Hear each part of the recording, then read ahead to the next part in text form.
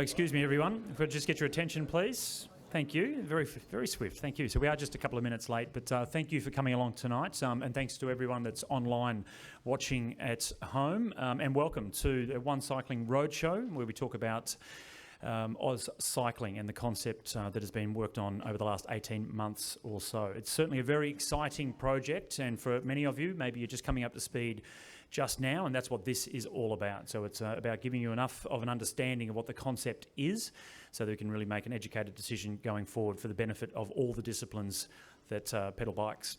For those of you that don't know me, I know the cycling community perhaps will, but for the others, my name is Scott McGrory. I am, as I was reminded tonight, that you're never a former Olympic gold medalist, so apparently I am an Olympic gold medalist, even though it was nearly 20 years ago. And I have been heavily involved in cycling from my early years as an athlete into the professional ranks, and then as a coach within administration as well, and in more recent times in the media. I will be commentating the Olympic Games next year in Tokyo for all disciplines, road track, BMX and mountain bike. So I certainly have a very keen interest in all the disciplines that we are looking to unite here through this project. Now, because we did start slightly late, I don't want to go on for too long. We'll get into the presentation as quickly as we can. We do have the three CEOs of the three disciplines that will be going through the presentation for us this evening. So down at the end is Steve Drake from Cycling Australia, Martin Shaw beside him from BMXA, and from MTBA we have Shane Coppin. Duncan Murray is the chair of Cycling Australia, second to my right, and Peter McKendry is on the board of MTBA. But we will kick off tonight with a short chat from the patron of Cycling Australia and legend of the sport and in business as well, Mr. Peter Bartels.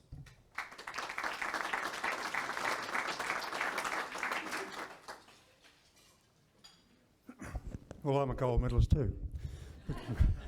But none of you will remember it because it was in 1962, a long time ago, and I've only got one. Look, I'm very pleased to be here tonight. I've been patron of cycling for a while. I've been at Victorian Amateur Cycling Union meetings, as it was called in my early days. I've been going to them for 64 years, I figured out today, so this is a meeting that I've been to before, but never with quite so many people.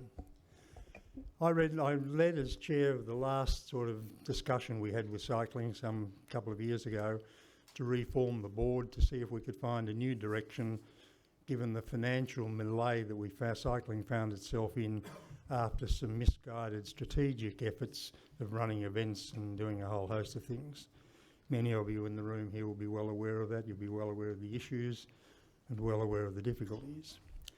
And sadly, it took away the funds, it caused a major disruption, and we've had to sort of try and rethink our way forward.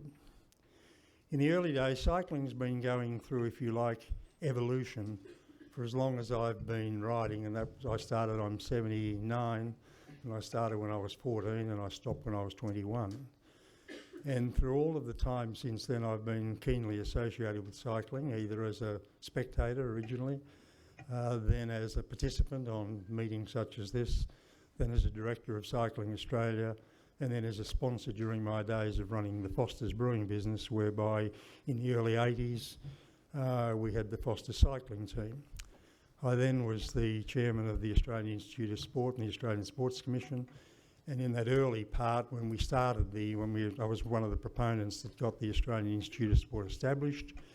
And we got cycling into it in the very early days, the Charlie Walsh programs that gave rise to the endurance athletes. And we put cycling on the map at the Los Angeles Olympics with a series of gold medals there, and particularly the pursuit gold medals. Mike Turner and others, some of them you'll know, are still very active in the sport. And from that time on, we were able to marshal more financing from the government in order to try and create some pathways for cyclists. I'm a track cyclist. Sadly, track cycling has declined. It's declined massively around the world to the extent where pretty much today it's a club event rather than an open event, save for the Commonwealth Games and the Olympic Games. And it's in dire risk, I would think. The track cycling at the Olympic Games in the future Olympics is going to come under a lot of pressure because of the cost of building, and you've got to build an $80 million velodrome. You're going to use it for 2 weeks, and then it's going to lie fallow. So we've got the track in Rio, they've tried to burn it down several times. The Olympic track in Greece has got grass growing through it. The Olympic track in Australia, the Bankstown Sports Club have said they no longer want to operate it, and the Bankstown Council don't want to operate it either, so it's likely to go into mothballs. We've got the track at the central part of the tennis centre in Australia, or Melbourne as it's now known, which hardly anybody can use, and if we looked at the 3-day 6 that was run there last year, you can see it's in a pretty dilapidated state. It looked poor on television, it was a poor spectacle, the lighting's had it, needed double that. We've got the best track we've got in Australia now is in Brisbane, of course, where there'll be a World Cup meeting soon. So it's hard to see how track racing can sustain itself because the membership can't actually afford the running costs, the operating costs of operating a stadium.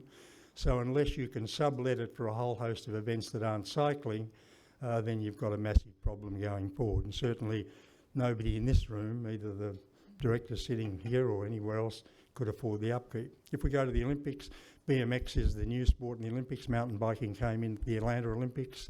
BMX has come in more recently, and BMX is the sexy sport for the, if you like, sprint racing at the Olympics. And there's no doubt it's going to grow and grow and grow.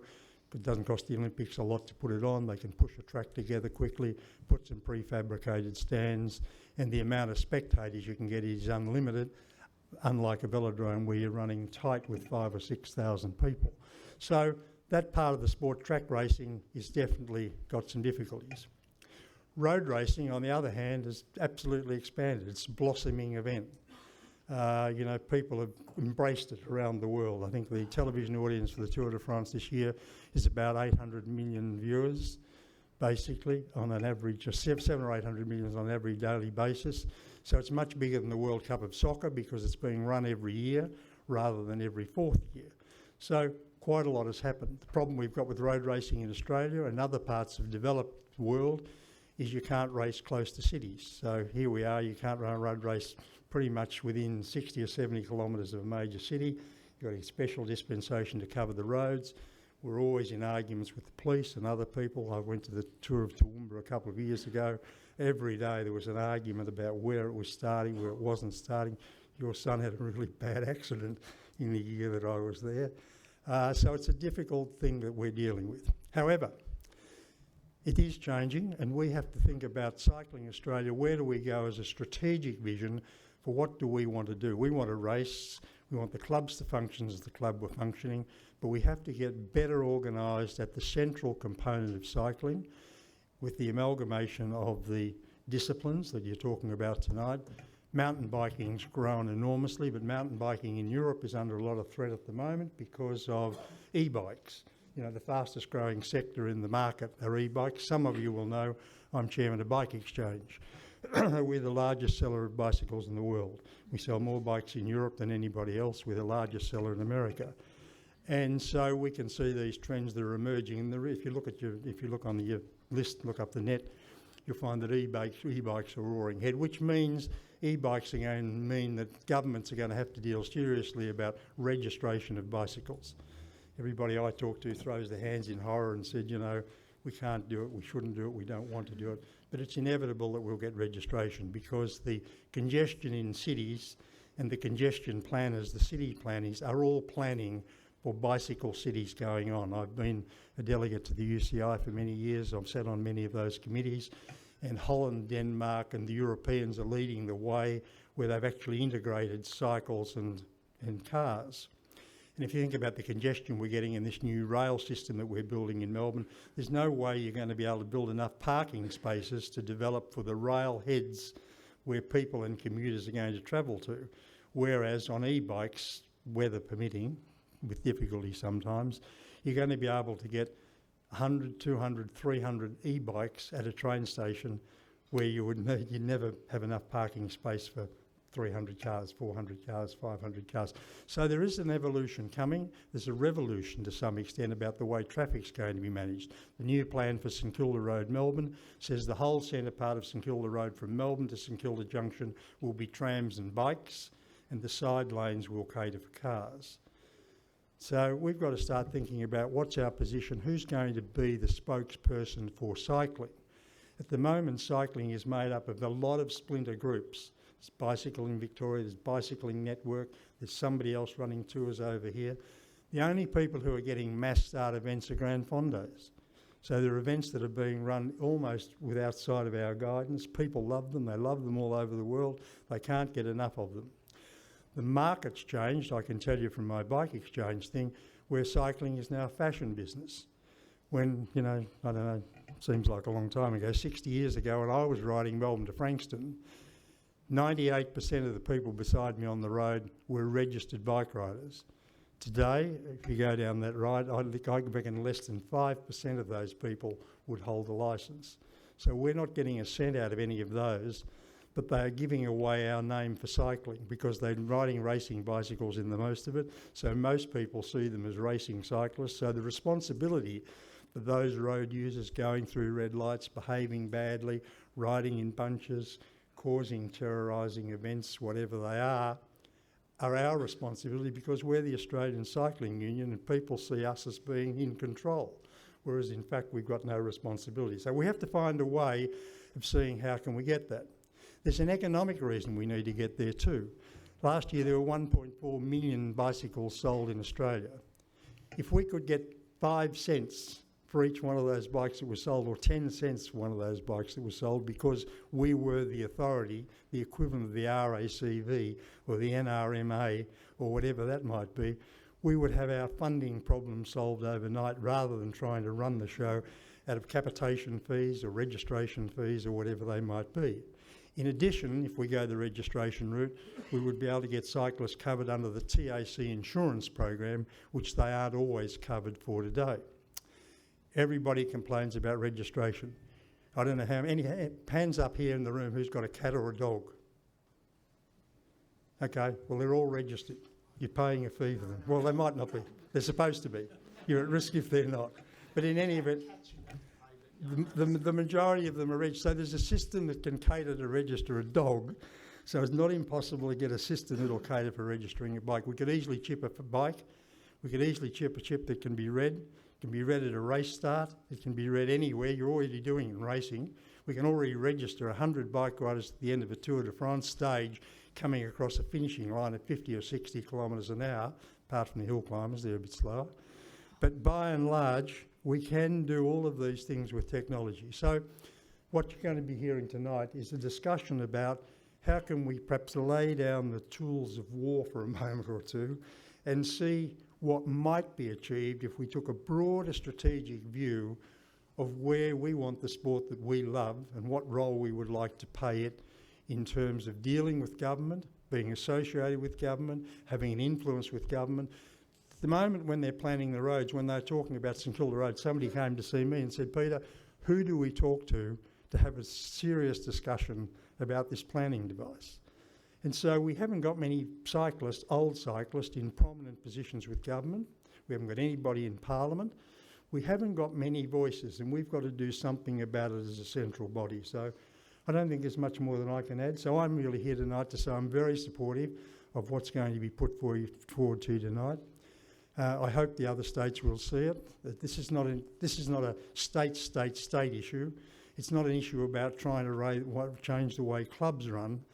This is a way about trying to amalgamate an administration system which is modern, which is strategic, which can give cycling a voice that we're in front of, because as long as people are riding, I don't know, Pinarellos, Colnagos or whatever they're riding down the road, we are going to bear the brunt of anybody that's wearing cycle racing gear, cycle racing shoes or whatever it is. And yet, as I said here, less than 5% of them we will have any either association with, communication with, or anything else. So it's probably more than you needed me to say. But that's my view as an old cyclist. It's my view as a prominent businessman. I'm closely associated with government and a whole host of other areas. I'm happy to lend my shoulder to the wheel to see what can be done. But, it's up to you to listen to others and see how you believe it. We've had a long time, we've tried to assemble BMX, mountain biking and cycling. We had all this problem about the registration, how many licences you need. I've been through a whole host of shit fights, over the years with all of that. But I do know that unless we do something, our government funding will be at risk, because the government, to date, they've made the wrong decision in my opinion. We're funding the track program, it hurts me to say, rather than the road program, because it's the road program that was developed by the AIS which has given a pathway for riders to have a professional career out of cycling, either as a cyclist or later as a manager or a whole host of things. That's not going to happen out of track cycling because we've only got two significant events every 4 years, the Olympics and the Commonwealth Games. I'm talking to the Olympic people. My opinion, what they should do from this point forth, they ought to consider running an Olympic tour and in conjunction with the Olympics, because there are enough countries around the world with the world tour teams that we've got now where you could run a 7-day tour through any of the Olympic cities at the time of the Olympics, and I think it would probably be an outstanding event. There's enough scattering of nationalities amongst the tour teams to be able to make it a very exciting race for people who actually know most of the names. So thank you very much and good luck with all your deliberations. Thank you, Peter. Peter did mention the people riding the Colnagos and Pinarellos down Beach Road. Just to get some balance, I will say the people riding Giants as well, like yourself, Lee, and some of those other brands. Please keep the hands going for Duncan Murray, the Chair of Cycling Australia. Thanks, Scotty. Thanks, Peter. Firstly, Darren Alloms, who's the president of BMX, gives his apologies that he can't be here tonight. He's got a very good personal reason why he's been caught up, but Martin will speak on his behalf, and he's been on the roadshow with us in, it's a bit of a blur now, Adelaide, Darwin, Brisbane, Canberra and Sydney. We're going to Launceston and Perth next week. This is not an uncontroversial idea. I have been grumbling about the administration of cycling for a long time. I've been riding bikes for 30 years. I know lots of people in this room, friends and people I ride bikes with, and I've heard lots of you complain about the administration of cycling for a long time. And the core problem is that there is at least 19 organisations in the country that administer cycling, leaving aside the advocacy bodies like Bicycle Network. There's Cycling Australia in our 8 states, BMX in its 8 states, mountain bike, Vets takes it to 20, and it's a paralysing bureaucracy. You just can't run the sport well. And everybody who's involved in the sport spends, I think, between 20 and 50% of their time negotiating with the other administrators of the sport. Whenever we get a problem or an opportunity, when Steve and I arrived at the beginning of last year, there was no CRM, just an Excel spreadsheet. So we decided, let's buy Salesforce. And we spent 6 months having conference calls with all the states about which CRM system we should buy. Couldn't get the blessing from the states and went to the Commonwealth Government and said, just buy us a Microsoft solution. When an insurance premium goes up, we spend another 3 months negotiating what to do. If any one of those organisations was in charge, someone would just make it. It's a decision which should require half a day's work. Someone would just make a decision. So I think we're letting everybody down. And having complained for a long time about it, I decided to do something about it. I've been asked to get involved in Cycling Australia on and off for the last 10 years and eventually cracked and said yes. Some of you in the room today were going for a bike ride with me that should remain nameless on a Saturday morning down Beach Road the day I did say yes, and I was complaining about it. But I'm resolute that we can fix it. And if we think we've got some challenges today as a sport, as Peter said, it's only going to get worse. And some of you may have heard me say these things in the media over the last few weeks. I think there's a cancer at the beginning of the sport. My first bike I built out of a hard rubbish collection. It was a BMX. And I spent, my Saturdays riding around the streets. If you went to a park 20 years ago, you'd see gangs of kids just roaming around the streets. If you go sit in the park on a Saturday morning in Melbourne these days, you don't see gangs of 8-year-olds and 10-year-olds and 12-year-olds that just hopped on their bikes and ridden out for the day. They're at home on game consoles and on their phones. My 12-year-old daughter, I live in Albert Park, my kids go to school in St Kilda. My 12-year-old said, Dad, I want to start riding to school. So she and I rode to school. I get a letter from the school, an email that day, saying your daughter's ridden her bike to school. And we've had advice from our insurers that we owe her a duty of care riding her to school.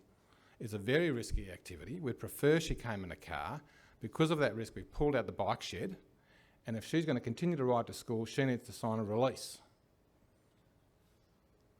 And that's the future. We've got 1,800 juniors registered nationally in CA. BMX have got that number in each age group. From time to time, clubbies, who I love dearly, grumpy old clubbies, say, no, we haven't got enough people turning up to ride junior track clinics at X and Y velodrome. And there's a BMX club, 20 k's down the road, where nationally there's 1,600 under 13s. BMX recruit from early learning centres at the age of 2, and they leave BMX at the ages of 13 and 14 and go and play soccer and netball and cricket and footy when they could be going to ride track bikes, for instance. Part of the solution to Peter's problem. Just go to the BMX club on a Saturday and say, at the velodrome on Sunday, 20 k's up the road, there's a learn to ride a track bike day. You get a free sausage and a water bottle, and they'll all turn up. But historically, there's no cooperation between the disciplines. 18 months ago, when I called the then chair of BMX, Neil Cameron, and said, "G'day Neil, my name's Duncan Murray, I'm the chairman of Cycling Australia, can we have a cup of coffee?" He said, "We can, mate, but can we just keep it between the two of us? If my board find out, I'm sort of, I might catch fleas. Who knows what's going to go on? Sleep with dogs, etc., etc." So we caught up, and it's been 18 months building an outstanding collaborative relationship between us. So we've got this kids' cancer at the bottom of the sport. I had dinner with the bloke who runs the UCI, David Lapatillon, with Steve and the Gold Coast, and Tracy Gaudry, who I see here. Welcome, Tracy. Earlier in the year, and he said, and he was visibly, physically flat, that he had just been told there are more people with Zwift licences in the world than there are people who hold UCI racing club licences in the world.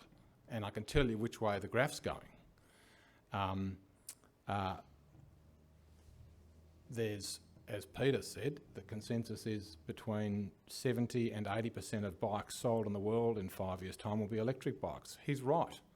The RACV, the NRMA, the RACQ have got billion-dollar balance sheets, and they're going to come at the bikes and they'll make them registered vehicles and they'll be lost to the sport. And then there's the things we're not doing. Now, there isn't a politician in the country who feels under pressure from the cycling industry.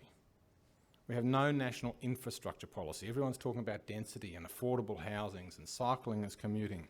There isn't a single federal politician who's read a single piece of paper from anybody, as in any cycling body or anybody, about transport and density and health and the environment. We just don't. We have all these organisations that are 5 to 15 people organisations. Everyone's running around like headless chickens, trying to do the best they can. Everyone's specialist generalists. There's no one person saying, I'm going to write a policy position on infrastructure and commuting and where the public money should be spent. Everyone's too busy running around doing generalist things rather than specialist things. A lady I know who's a very senior health bureaucrat who I met when I was working in Indigenous Affairs said to me early last year, her husband 5 years ago took up cycling, and suddenly he's disappearing Tuesday, Thursday and Saturday mornings. Then he goes out and spends $10,000 on a bicycle, and she's objecting and screaming because that's what they're supposed to spend on a holiday every year. Then she says, I catch him shaving his legs with my pink Gillette razor in the shower. And it's all getting a bit weird. Then he starts to talk, she says, and she's telling me this story, then he starts to talk about the mates, the blokes he goes riding with as his men's shed on wheels. And hell hath no fury if she books something in on a Sunday morning when he's supposed to be riding with a men's shed on wheels. And then she says to him, and this is what took her breath away, he comes back one day and says, I'm going to go out the back and wash my mental health machine. And she goes, excuse the French, fuck. I am the second most powerful bureaucrat in the country in the Commonwealth Health Department. I spend $4.8 billion a year on mental health. And this bloke who I love dearly, I've known for 20 years, has lost 10 kilos, is happier, has got a group of blokes he talks with, is physically better, is mentally better, is probably a nicer husband, a nicer professional and a better father, that is a mental health machine. But she's not heard from any of us. She'll never hear from any of us to say, can we have X dollars to launch Y program as a mental health strategy? We're just a disorganised sector. So the plan we've come up with is a controversial plan that involves, I think this sport is owned by and run by the clubs. It's the volunteers, it's the people who sit on card tables on the weekend, who work on corners, who run clinics, who stand on berms. It's the volunteers and the clubs who own this sport. So our not uncontroversial suggestion is, let's just blow up the bureaucracy and hand the sport back to the clubs. And give them some power. As a club president from Interstate called me on the weekend, and I said to him, and a lot of club presidents are calling me at the moment, he said, I said to him, if you want to get hold of me, if you and I didn't know each other, how would you get hold of me? And he said, well, I can't. I'd have to call Cycling Queensland and they'd have to send you an email, and it's very hard to get hold of you. I'm just the bloke who runs Toowoomba Cycling Club or Townsville Cycling Club or wherever he was from. If the sport is owned by the clubs, a president of a club can just form a WhatsApp group. The phrase I'm using at the moment is grumpy clubbies. Call 10 other presidents of clubs and say, listen, I'm unhappy about what they're doing. They're not doing this thing in my state. They get together, they send whoever's the president, the chairman or the CEO of Cycling Australia at the time, or AusCycling as it would become, and say, you need to come and see us. We own the sport. And I think that is the only way forward. But that view has caused some myths. There's some myths that it's CA trying to grab the cash of the states. First problem with that is I'm putting up at my hand, the board's putting up its hand, Steve Drake as the CEO is putting up his hand and saying this thing is so buggered it's got to be shut down.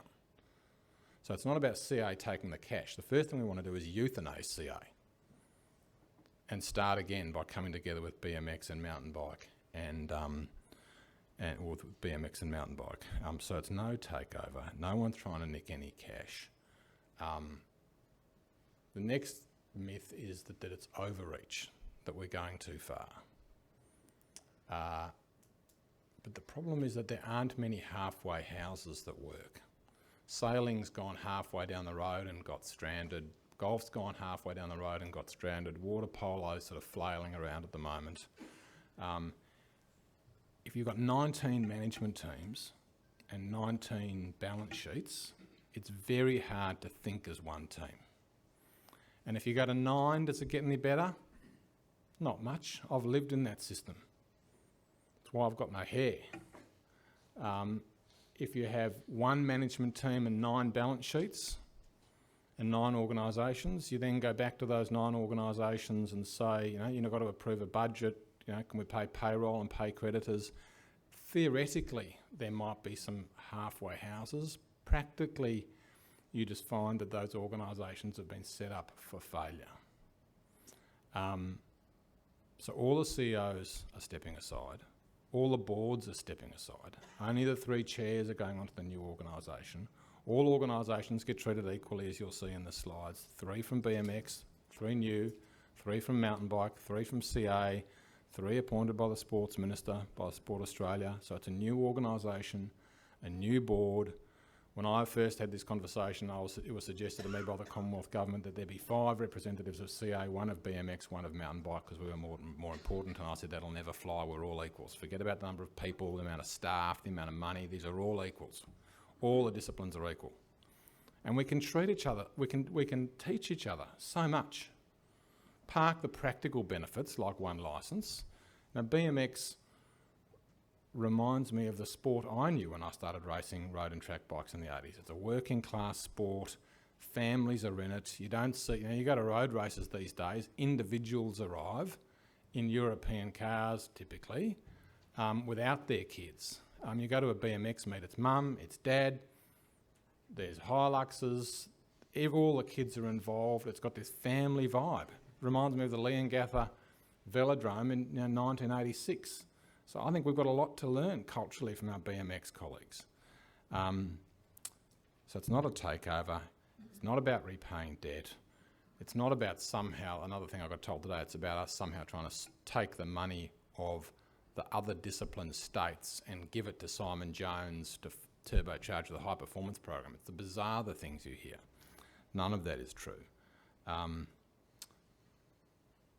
So I have great faith in this, and there are some very able people that have spent 18 months. I stood up in front of the clubs at the Victorian clubs at an AGM, Lisa, almost a year ago, I'd say. So the conversation started with the other presidents in March last year. We've met monthly for 18 months. We've stood up in front of most of the clubs in most of the states repetitively over the last 12 months.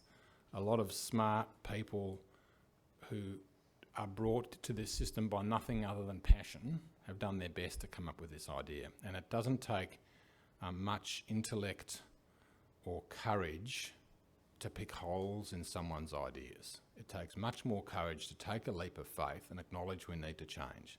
And this is the best idea we've been able to come up with. I think it's a good idea. The final thing is just I want to acknowledge this room. This is a special room. I don't think necessarily many of you realise how special this room is. This sport, there are clubs that have been around. The oldest one I've heard of is 138 years.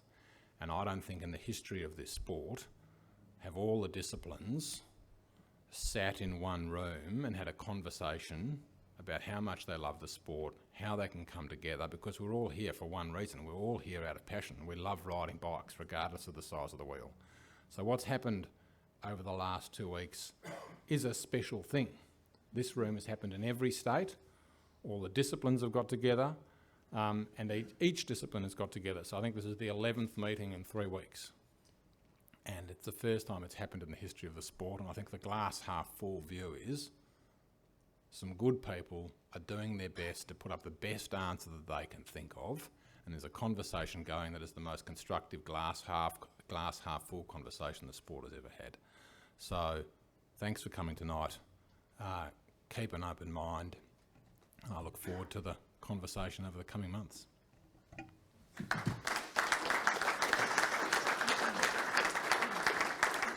Thanks, Duncan. Can you please also keep the hands going for Peter McHenry from the board of MTBA? Thank you. I'm stepping in for Lee, our chair tonight. She has started a new job, so she's unable to attend this evening. For myself as a board member, we've been a part of this process for some time now, and one of the things that became clear to me only a few months ago is that we had to put our history behind us and our bias behind us and look at the opportunity that was presented by uniting, and to stand shoulder to shoulder and look at this with a fresh attitude, collaboratively together, and really go into it in detail. And it comes to one conclusion. We need, for mountain biking, we need to present the best of that opportunity to our members to make a decision. They each have a vote. It is radically different for us because it's actually putting the voting power back into the hands of clubs rather than individual members. And we don't do that lightly. But we see something in this opportunity that is greater than what we can currently provide in our current structure. And that is important. And we know that it's taken a long time to get to this point where we can honestly say that looking to this detail and putting together this new structure in one cycling body under a simplified model, that this presents an opportunity to leverage for mountain bikers into more tracks, better opportunities on education. It promotes those principles that we hold dear, which is diversity, opportunities for riders of all capabilities. And that is important to us in the scheme of where we're going to into the future. And we don't sacrifice what we are lightly. And we know that we're not perfect in this world either. Mountain biking, we can do so much, and we hear the frustration of clubs and individual riders in our ability to communicate, to even tell the stories of what we do well is difficult. But when we look at this opportunity and we see what can be into the future, 5-10 years down the track, we think it's important that we put this to you today. So you will see answers put up on the screen to some of your questions. You'll probably walk away with more questions. But it's important that you take that opportunity, as Duncan said, to explore this, to understand it, and to really look at what it means to take it on board rather than what it means to not take it on board. And we've heard plenty of statements about why not, but there are a couple of simple core principles about why we should. And that's what we need to look for in this presentation. And I've been on that journey, and for me personally, as an individual mountain biker, I see the opportunity. So it's important for me that I can take that back to our board, back to our members, and communicate that, and that's what this process is about today. So I'd encourage you all riders, to join together and look at this opportunity as a combined opportunity that is radically different to what we've done in the past. Somewhat scary, but worth taking that challenge. So finish on that point. Thank you very much. Okay, thanks, Peter. It's time to get into the presentation itself. So thanks again for everyone coming together and listening to the opening remarks. But I'll throw across to Cycling Australia's CEO, Steve Drake, to kick things off.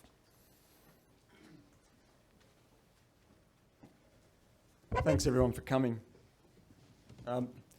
First off, we've had some slight technical difficulties tonight. So I normally play a video at the start of this pres.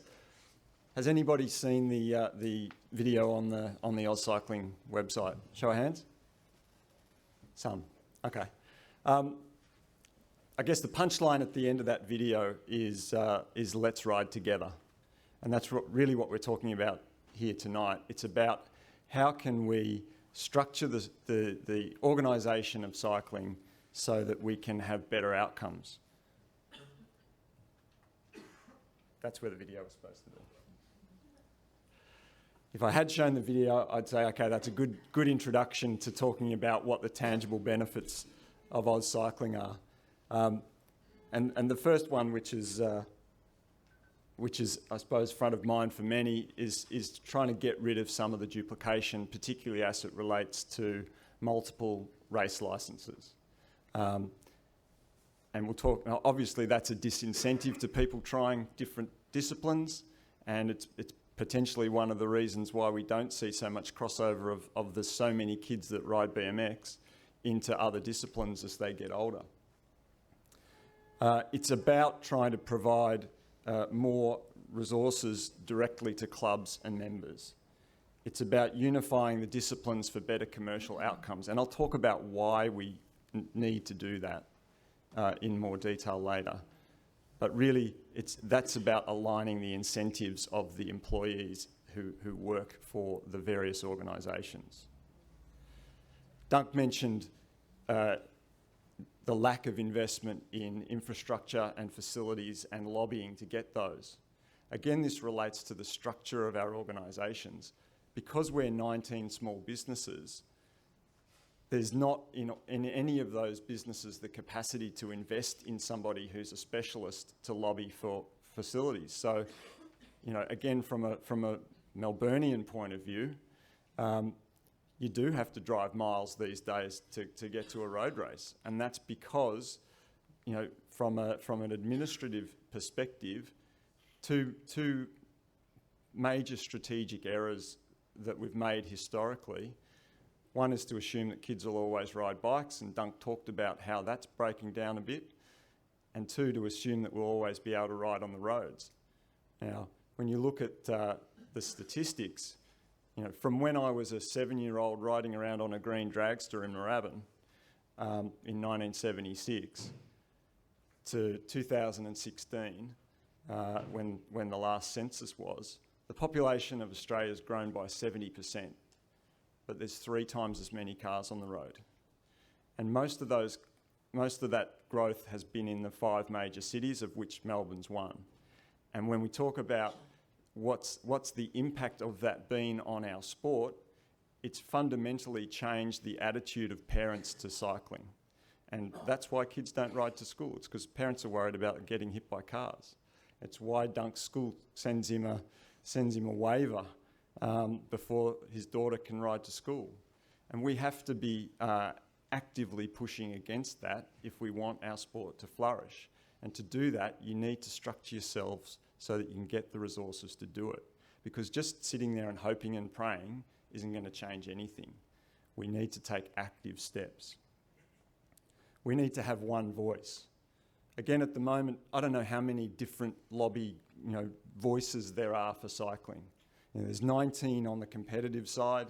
There's 7 or 8 or 10. I see Andy from the AGF in the front row over here. He's one of the 10 or so advocacy groups.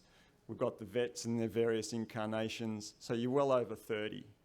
And you've got all those people talking about cycling with small voices, and they get ignored. The more we can have a consolidated voice that speaks for a larger group of people, we're going to have more political power and we're going to get better outcomes. If we don't do that, we shouldn't expect change. If you don't represent a large number of people, politicians don't want to know. And so we have to do something to change that. We've also got to do better things for our staff. Again, with 19 small businesses, and some of these entities don't have any staff, but there are many that are very small. And what does that mean? It means for many of those people in the entities, there is no career path. So they do their job, they do a great job, they get to a certain point, there's nowhere to go. I think CV's experienced that in recent years. They have had a great person in a certain role for a period of time. He wanted to do something else with his career, so he had to leave.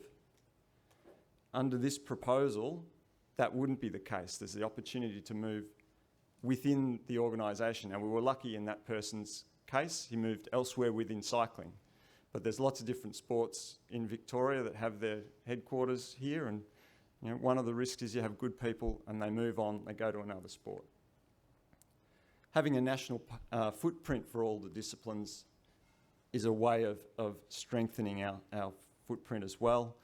I mentioned that I think on the road and track side, we do have a national footprint, but many of the other disciplines don't, and we can help, help the delivery of services to clubs and members in those locations by leveraging that network. Another piece that we need to, when we talk about trying to get more kids on bikes, one tool for doing that is being much more active on the bike ed side and pushing a national program. Because again, my personal view is if we don't push against the trend, nothing's going to change. I think we need to do more for our volunteers.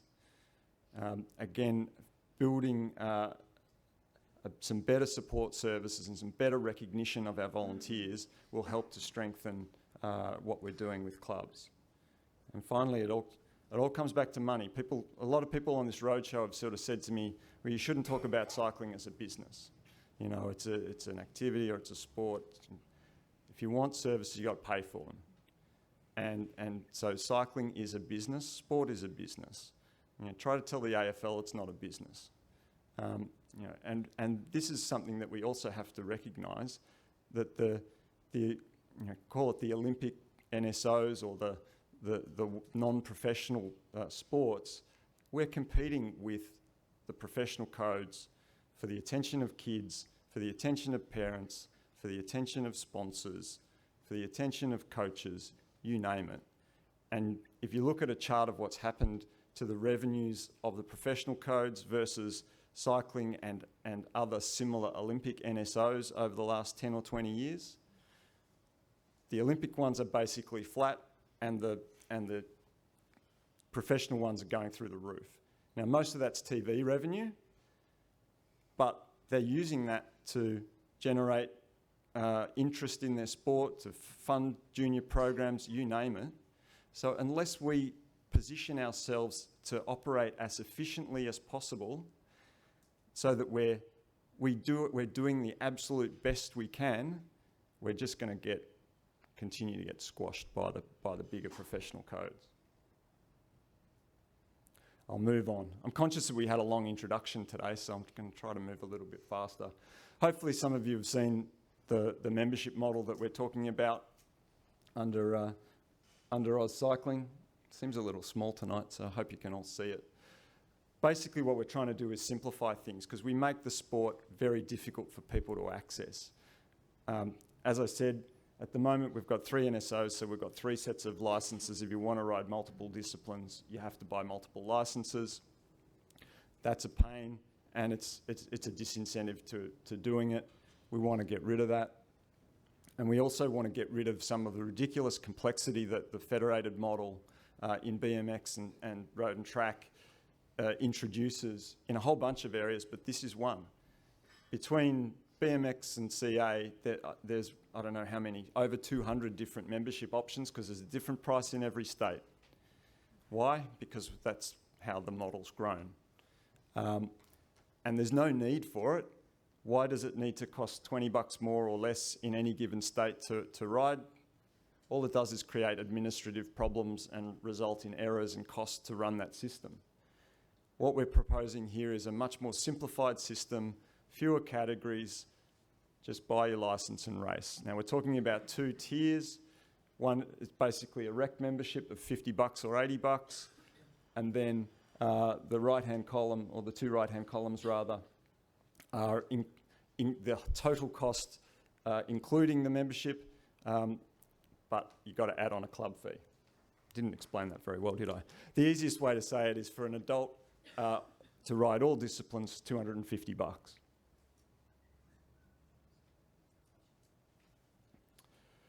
The next couple of slides just run through some of the benefits. I think I've largely dealt with most of these, so in the interest of time, I'm going to skip through them.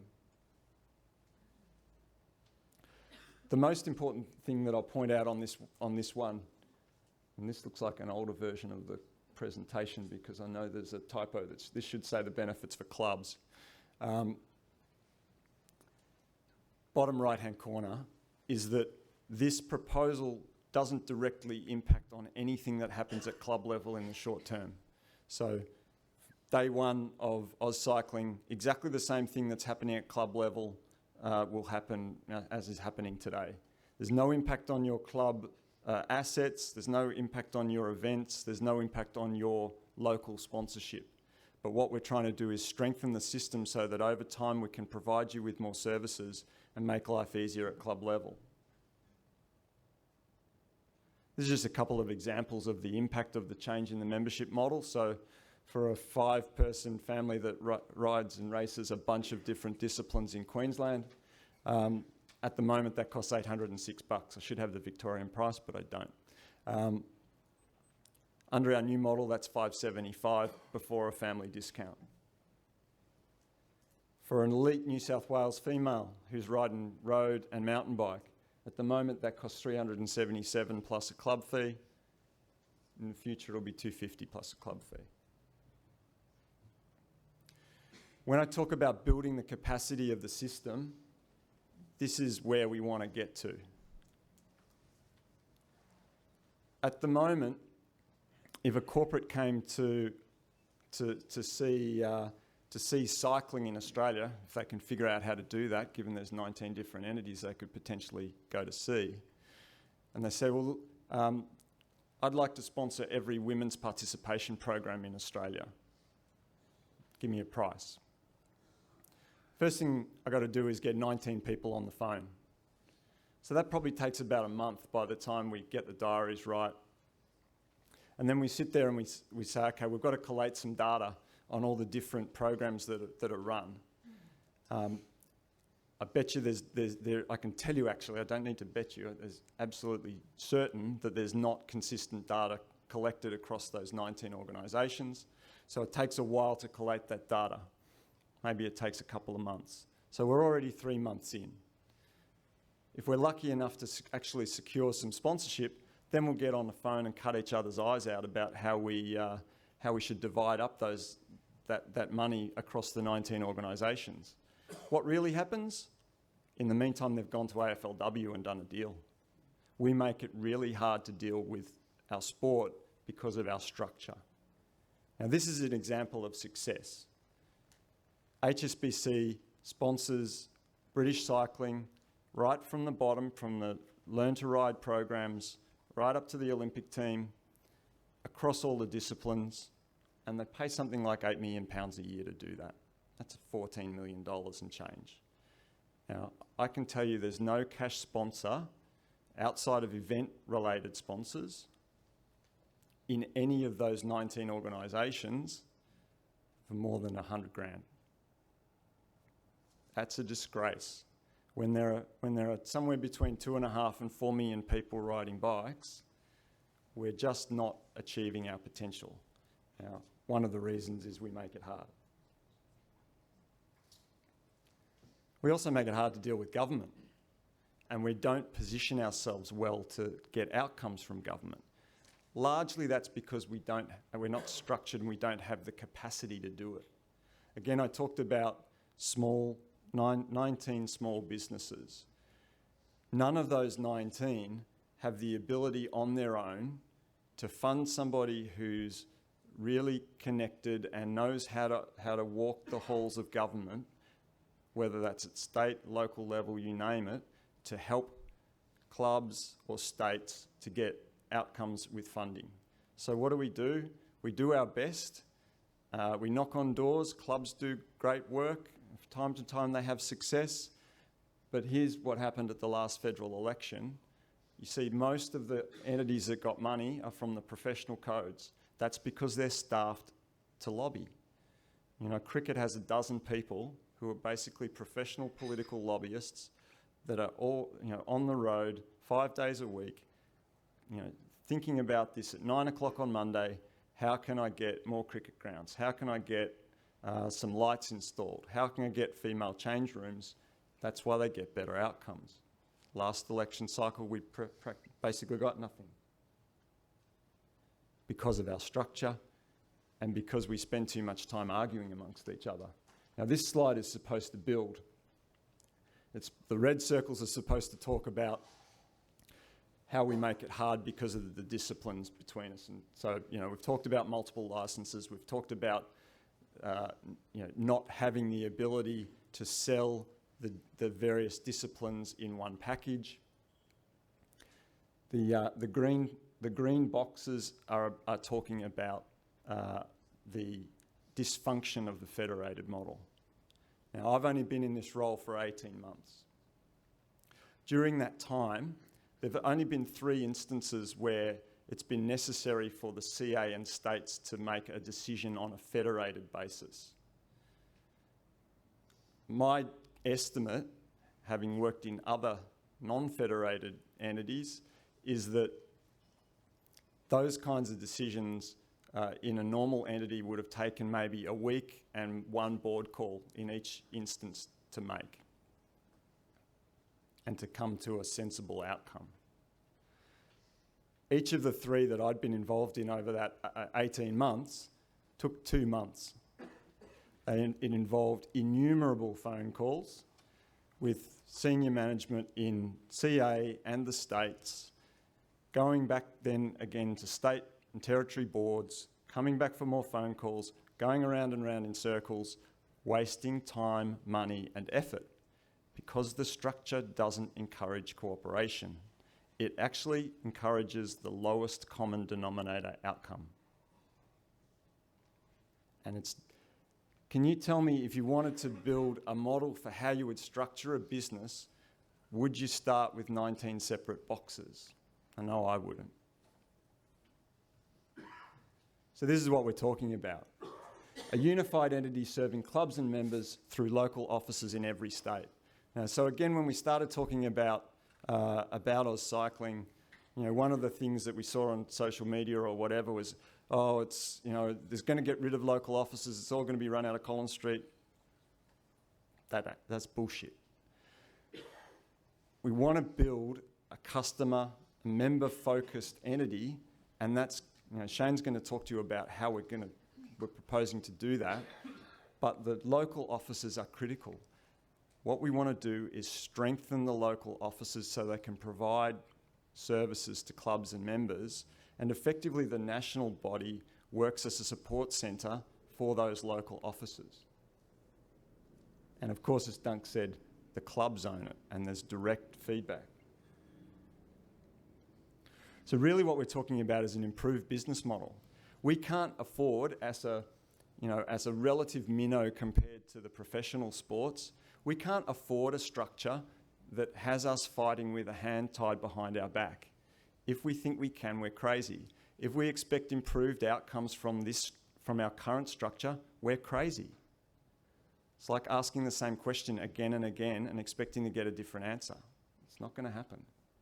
We need to do the best we can to draw our assets and our efforts together to get better outcomes for all riders, because that's what this is about.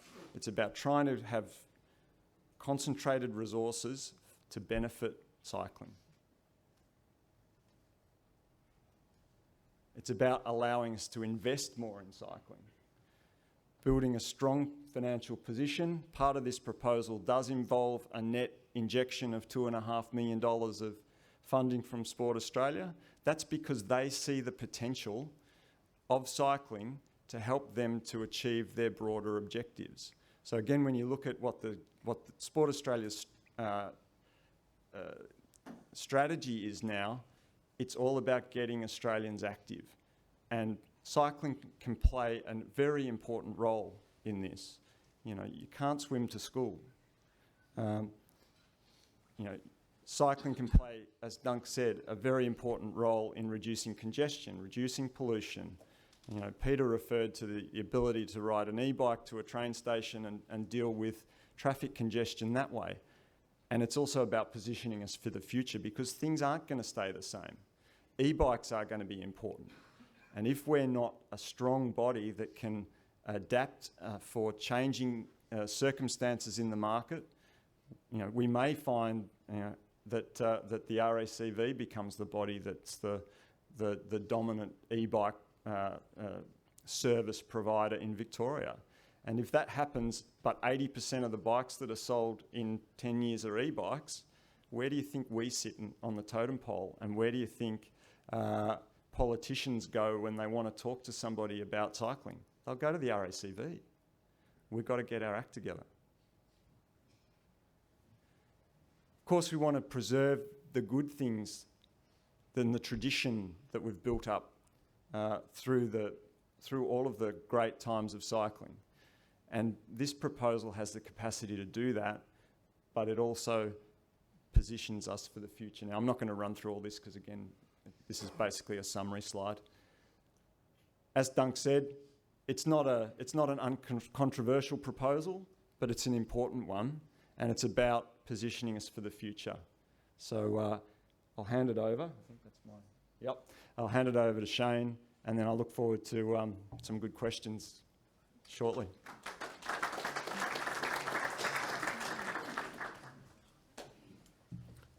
Thanks, Steve. For those who don't know me, my name's Shane Coppin, and I've been with MTBA nearly 6 years now.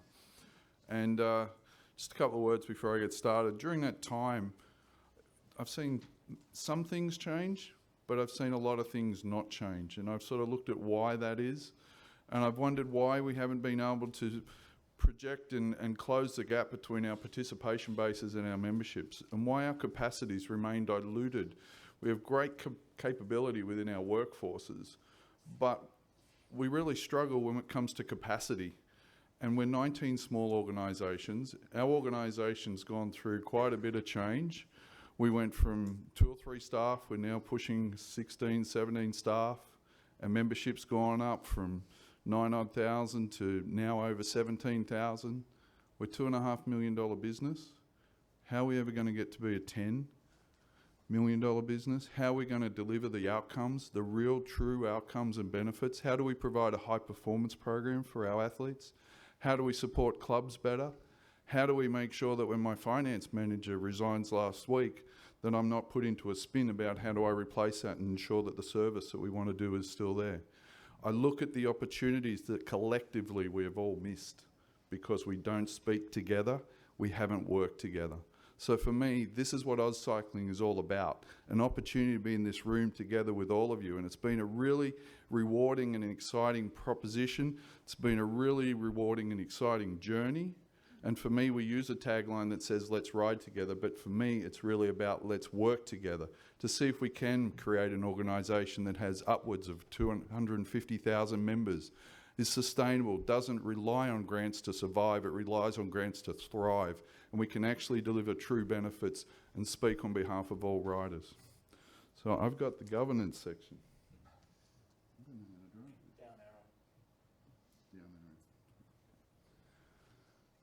All right, so conscious of time, we'll try and push through this a little bit because we want to give you opportunities for questions. So a lot of this has already been covered in the earlier words tonight. We will have a nominations committee. That committee will determine who sits on transition boards as well as and recommends those who sit on future operational boards or ongoing boards of AusCycling.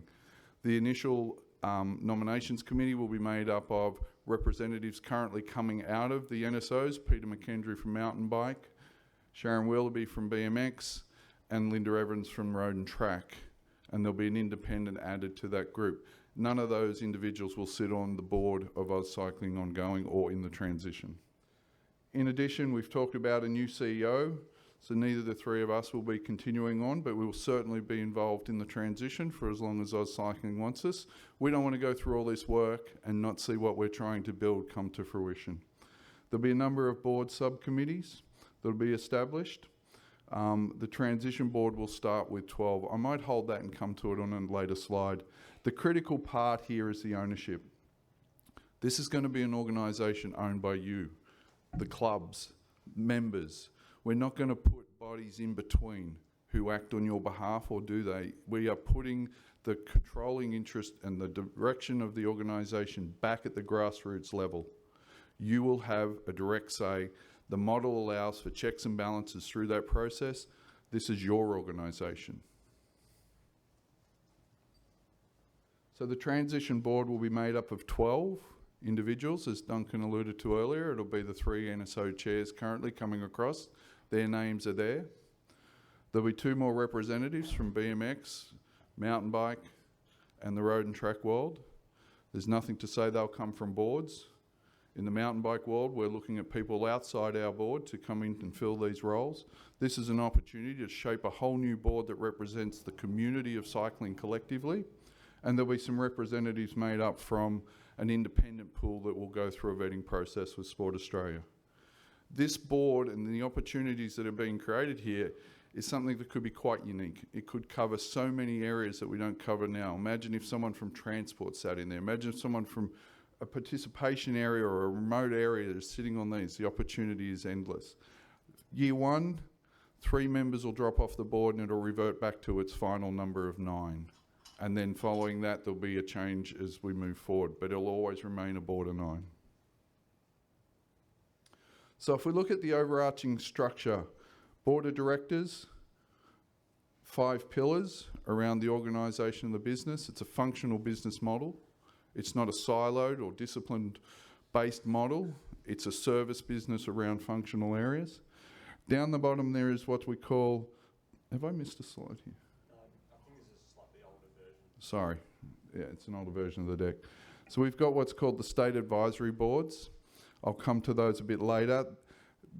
In essence, what a state advisory board is representatives of the community. It can be club representatives, it can be members of individual groups who sit on a board or a council of 9 to represent the interests of a location or discipline or region or area.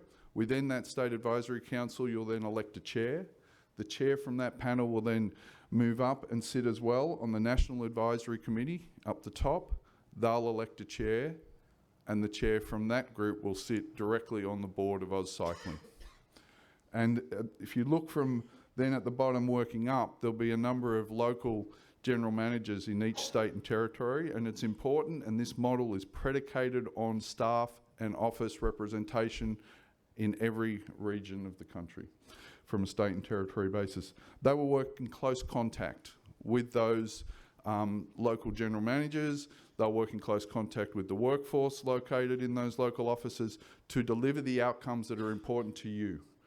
Thinking and remembering what Steve said earlier, these are service models, and the local office is the frontline service centre of the AusCycling model.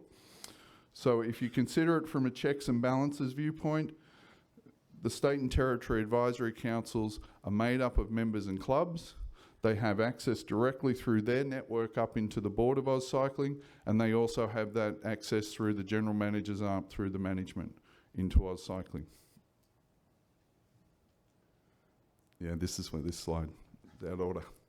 So if you have a look, the proposal is that the State Advisory Council is made up of representatives from mountain bike, BMX and road and track in the initial instance, and it'll be a council of 9, and they'll advise on things, and this is only a short list, and I'm sure as the organisations all come together and the whole model becomes built and defined, that many more elements will be added to the list. But it starts with things like team selection and advice there.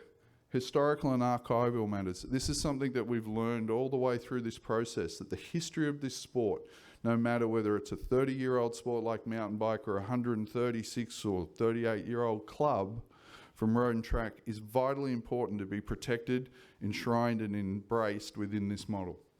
They'll talk about volunteer recognition, guidance on transition matters, the things that matter to you. This is your voice into the organisation. This is your way to say what is important and ensure that AusCycling is working to deliver those outcomes back to you.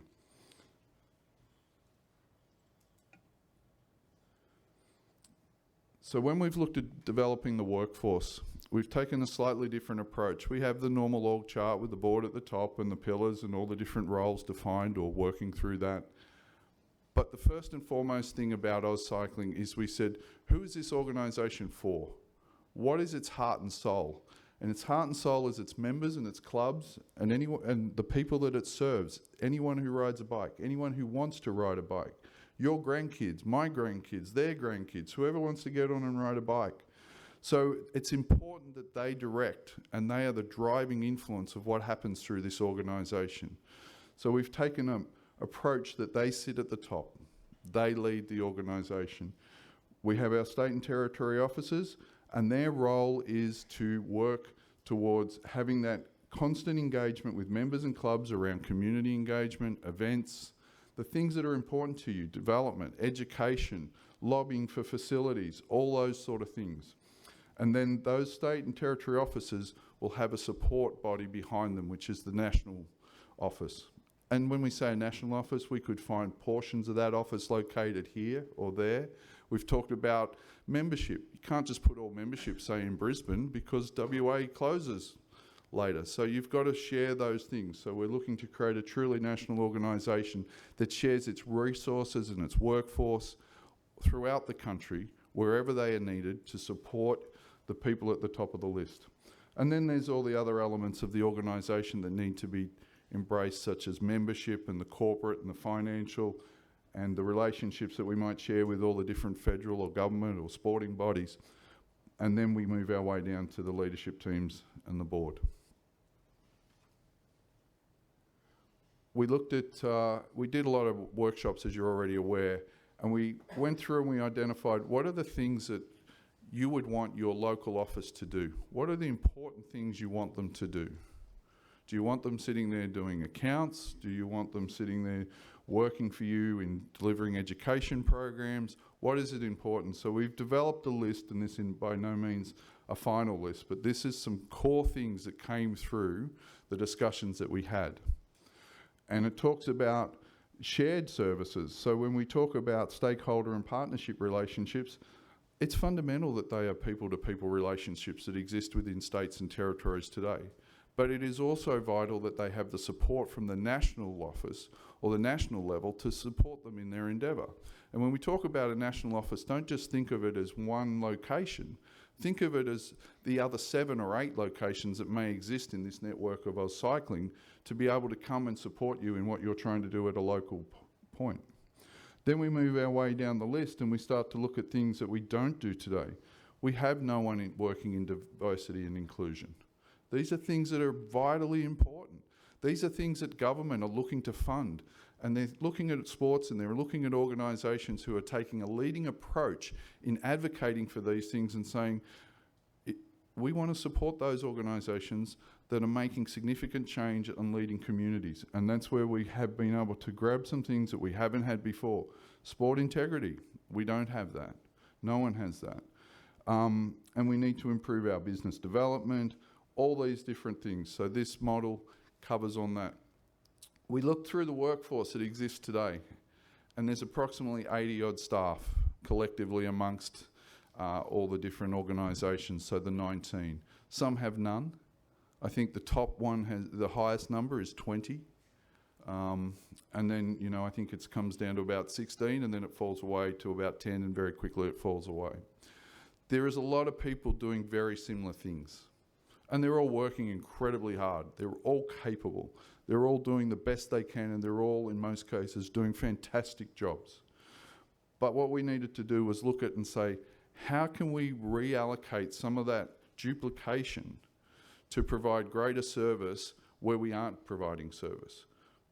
And that's what we've done in this model. So under the new structure that we've proposed, from the start of it, we're looking to lift the workforce to closer to 90. The lift is in the local and office. And there's been a lot of talk about we're doing this to save money through efficiencies and all these things, and we're going to shut down office because that'll be the right thing. That's not what this is about. These offices are about representing and being your point of contact. And sorry, I just wanted to say on that, I've just hit a blank, but I'll come back to it. That's all right. No, I have, sorry. Been a long week. The proportional club voting model is something else that is very new, and it's something that we spent quite a lot of time on.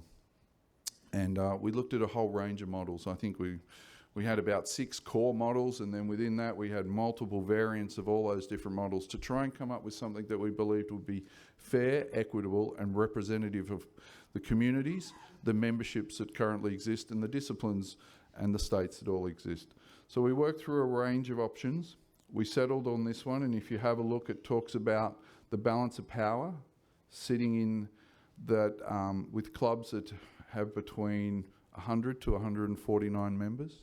When considering this model, we're talking about upwards of 520 clubs collectively within the country across all. And I think the other part of this that was important was that we looked, and one of the models that we looked at, and people said, well, we're a big club, we've got 800 members, we want 1 vote for each of our members, that gives us more power. And then we looked at a club that might have 20 members or 10 members, you'll use that example. So if we went out and said we'll give one for one, that means that there's a variance of about 80 to 1.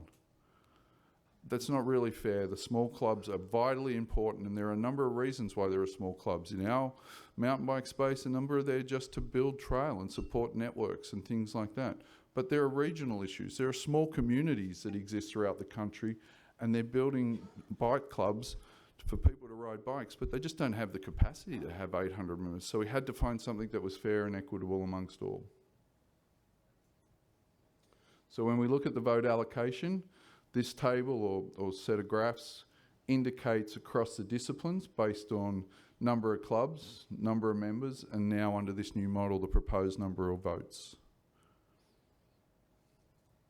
And then if we look to the bottom, it represents that across the states. And I think, you know, we spent a lot of time on this, and when I see these graphs, I'm always quite pleased that I think we got pretty well a good even spread that represents what exists in the market today. These slides are all available online if you haven't got them at this stage.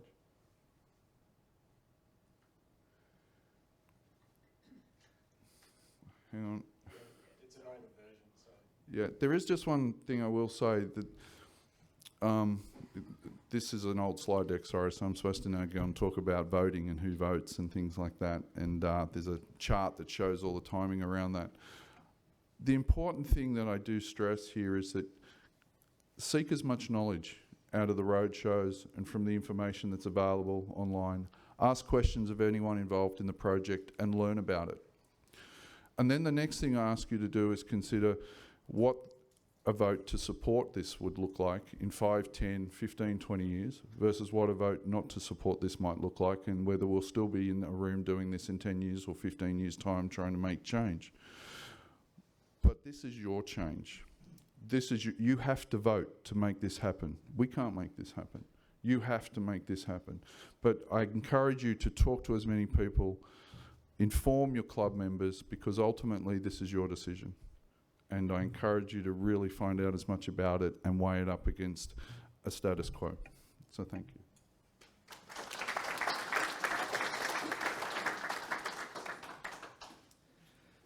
Thanks, Shane. For those of you who don't know me, I'm Martin Shaw. I'm the CEO of BMX Australia. I'm conscious of time, so we'll jump straight into the information on the implementation. We have had a lot of questions around what the legal processes are for the approval of AusCycling going forward. It's important to note that there's going to be, I suppose, a two-stage process with it. There'll be first a voting at state level, and then there'll be a voting stage at national level.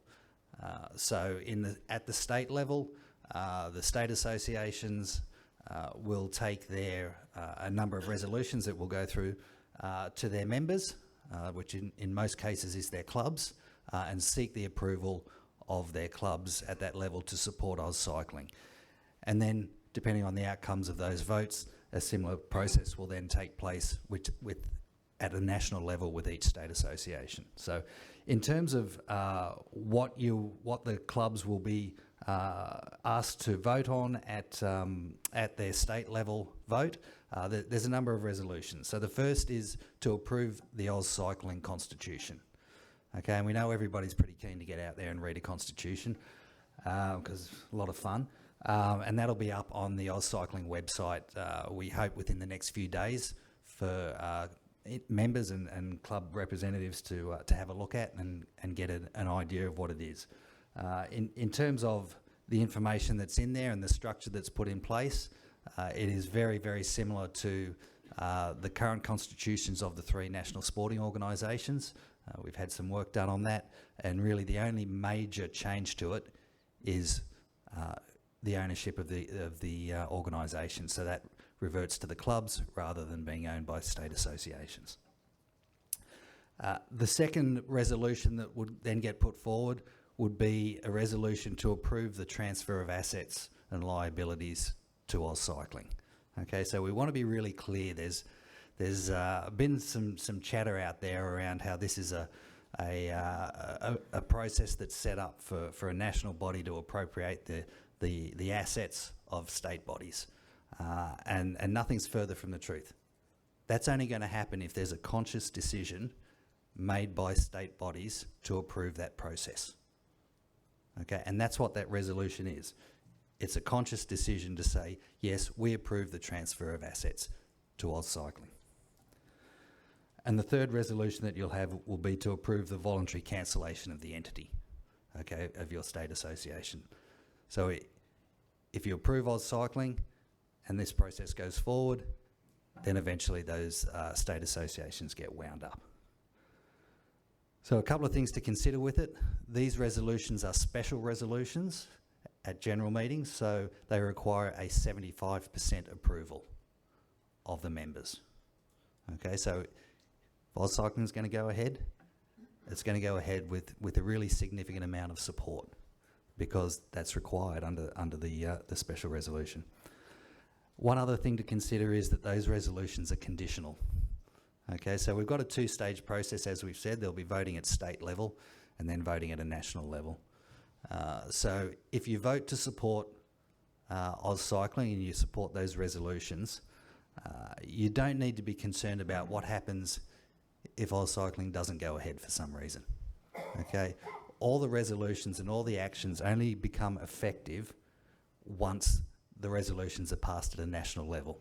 Okay, so you're not going to vote yourself out of existence and then find that our assets are gone, we've got no state body, and now suddenly it doesn't go ahead at the national level, what do we do? If that situation occurs, it's just a continuation of what you've got at the moment, and the resolutions simply lapse. So once we have that vote taken at state level, there'll then be general meetings held at a national level at each of the 3 national sporting organisations, and the similar set of resolutions will be put forward to our members. So in the case of Cycling and BMX Australia, that's our state bodies, and in the case of Mountain Bike Australia, they have individual members voting. And once again, it's the same 3 resolutions, it's the same level of support that's needed, of 75% support for it. So working on the basis that that process goes ahead after there was the voting at the national level and approval has been given, there's then just a number of business transfer agreements that are organised and agreed to between the national organisations and the state organisations around what will be transferred, when those transfers will happen, what will happen in intervening periods. Okay, so that's the legal process of what will happen. In terms of who votes, we've been through that. So the state and territories in most cases, and for Mountain Bike Australia, it's the individuals. We've got a number of suggested dates there for when those general meetings can take place. Happy to work with the state associations if those dates don't particularly suit them, if they need to be moved around a little bit. But obviously we're keen for this process to happen around the month of November so that we can get some sort of certainty on where the organisations are moving forward.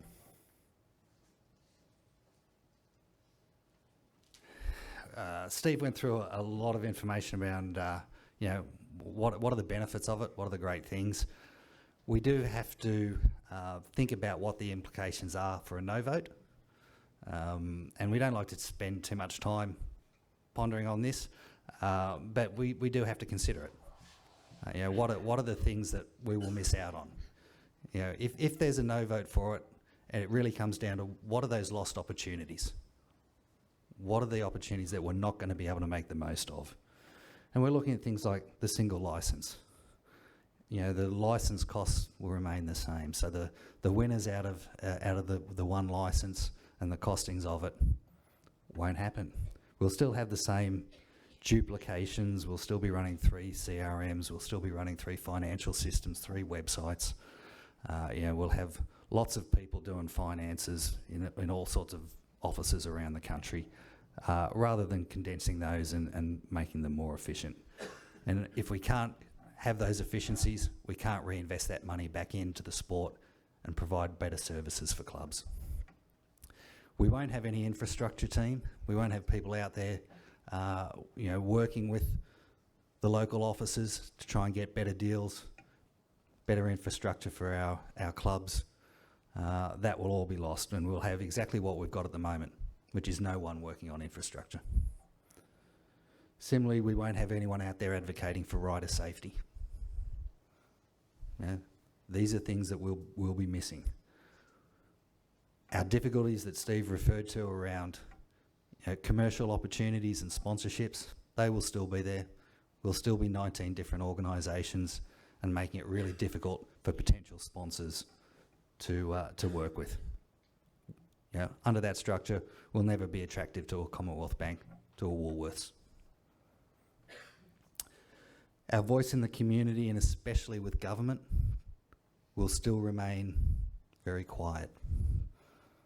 We're going to be 19 different voices, and we're going to be really easy to ignore, because we're all going to be representing a few thousand people. 15,000, maybe 20,000 at most. And those sort of numbers don't really scare a politician. If we start representing 55,000 and start getting our recreational membership going and start representing 100,000, 150,000 down the track, they're the numbers that make politicians listen. Suddenly they start taking your call. But if we remain as we are, that's not going to happen. We're going to still be $2.5 million weaker in our financial capacity across the sporting spectrum, and as well that total capacity that we've got is going to be broken up across 19 different balance sheets. We're still going to be small, undercapitalised organisations, 19 different organisations that are all small and undercapitalised, rather than one strong one with a really strong balance sheet. We'll still have that fragmentation, and people within the cycling community sort of understand about, you know, the difference between BMX and cycling and mountain bike. But if you're from outside of it, but, you know, little Gracie comes home from school and says to Mum, I want to get involved in sport. I want to get involved in riding a bike. If Gracie's mum isn't from the cycling community, it's confusing. Where do I start? You know, do I start who do I call? You know, there's a cycling organisation, there's a mountain bike, there's BMX. I don't know which one's right for my kid. If we've got one cycling organisation, that's who they call, and they just get pointed in the right direction. What the interests are, what the ages are, what's the appropriate avenue to get involved in cycling. And finally, limited career pathways for staff will remain. You know, in BMX, we're 6 people in an office. We've got 3 staff members out in state offices. And, you know, every time somebody needs to change jobs to improve their career, they leave the organisation. And all the experience and all the knowledge that they've built up over the years that they've been involved in the sport goes with them. If we've got 90 people, staff of 90 people servicing our members, suddenly there's opportunities for them to work their way through the organisation, maintain that knowledge that they've built up over the years and build on it. So they're the sort of opportunities that we'll lose if we decide we don't want to go ahead with AusCycling.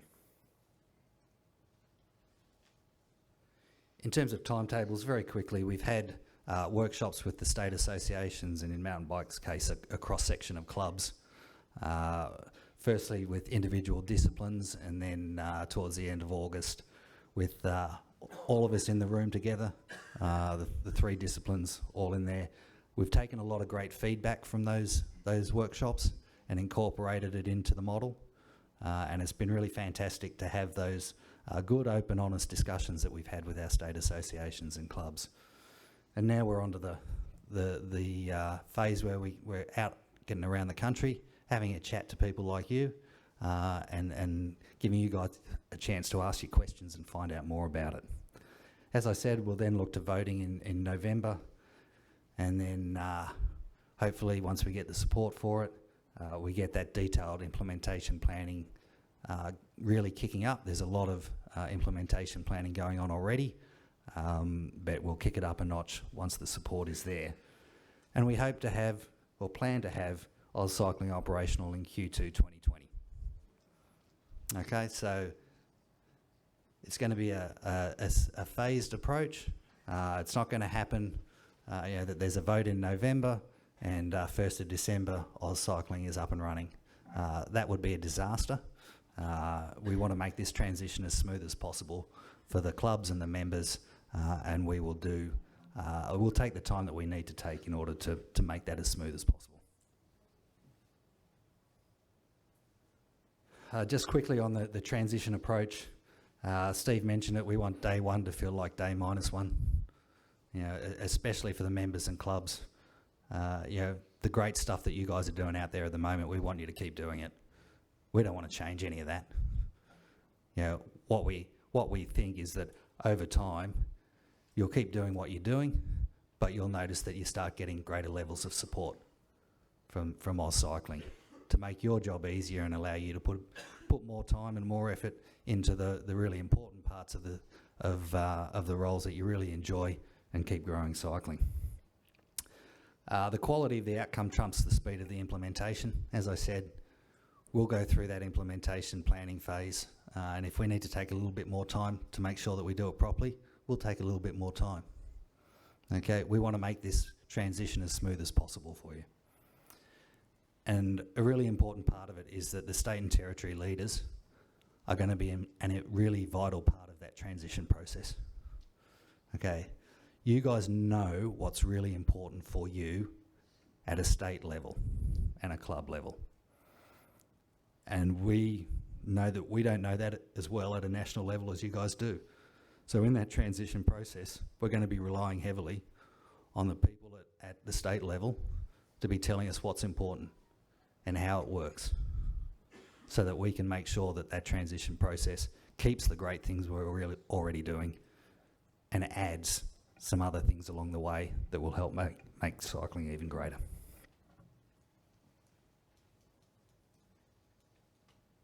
The tangible benefits, we've been through it, so I won't waste any more time on that. And it was a really good video.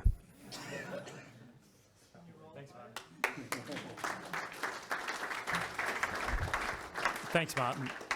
And thanks to everyone for your patience. We will invite one more speaker up for a brief chat before we get into the questions and answers. And we did say, Duncan mentioned at the start, that it's a very special room of people that we have here tonight, very passionate people, and there are a couple of people that I'd like to acknowledge as well that are in the room that really have played a significant role within the cycling scene within Victoria. We had the patron of Cycling Australia, Peter Bartels, of course. We do have Tracy Gaudry, who I'd like to invite up for a brief chat in just a moment, who is the president of the Oceania Cycling Confederation, and she's a member on the management committee at the UCI, to get her take on what the UCI thinks this process is looking like. And also my boss at the Jayco Herald Sun Tour, Anita Blenko, I have to mention. I didn't see you here before, Anita, so great to see you along as well. Special mention to Karen Jones because of what she's done as well through the events within cycling. So please, Tracy, could you please make your way up? And also, I'd just like to also acknowledge Michael Drapak is also in the room, and we all understand from the cycling community how much he is committed to cycling, both financially and from a passion perspective. But please, a round of applause for Tracy Gaudry.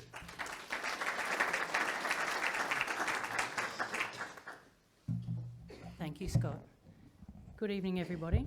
You've been listening for a while, and I would consider that you're all waiting with bated breath to throw those questions at the powers that be.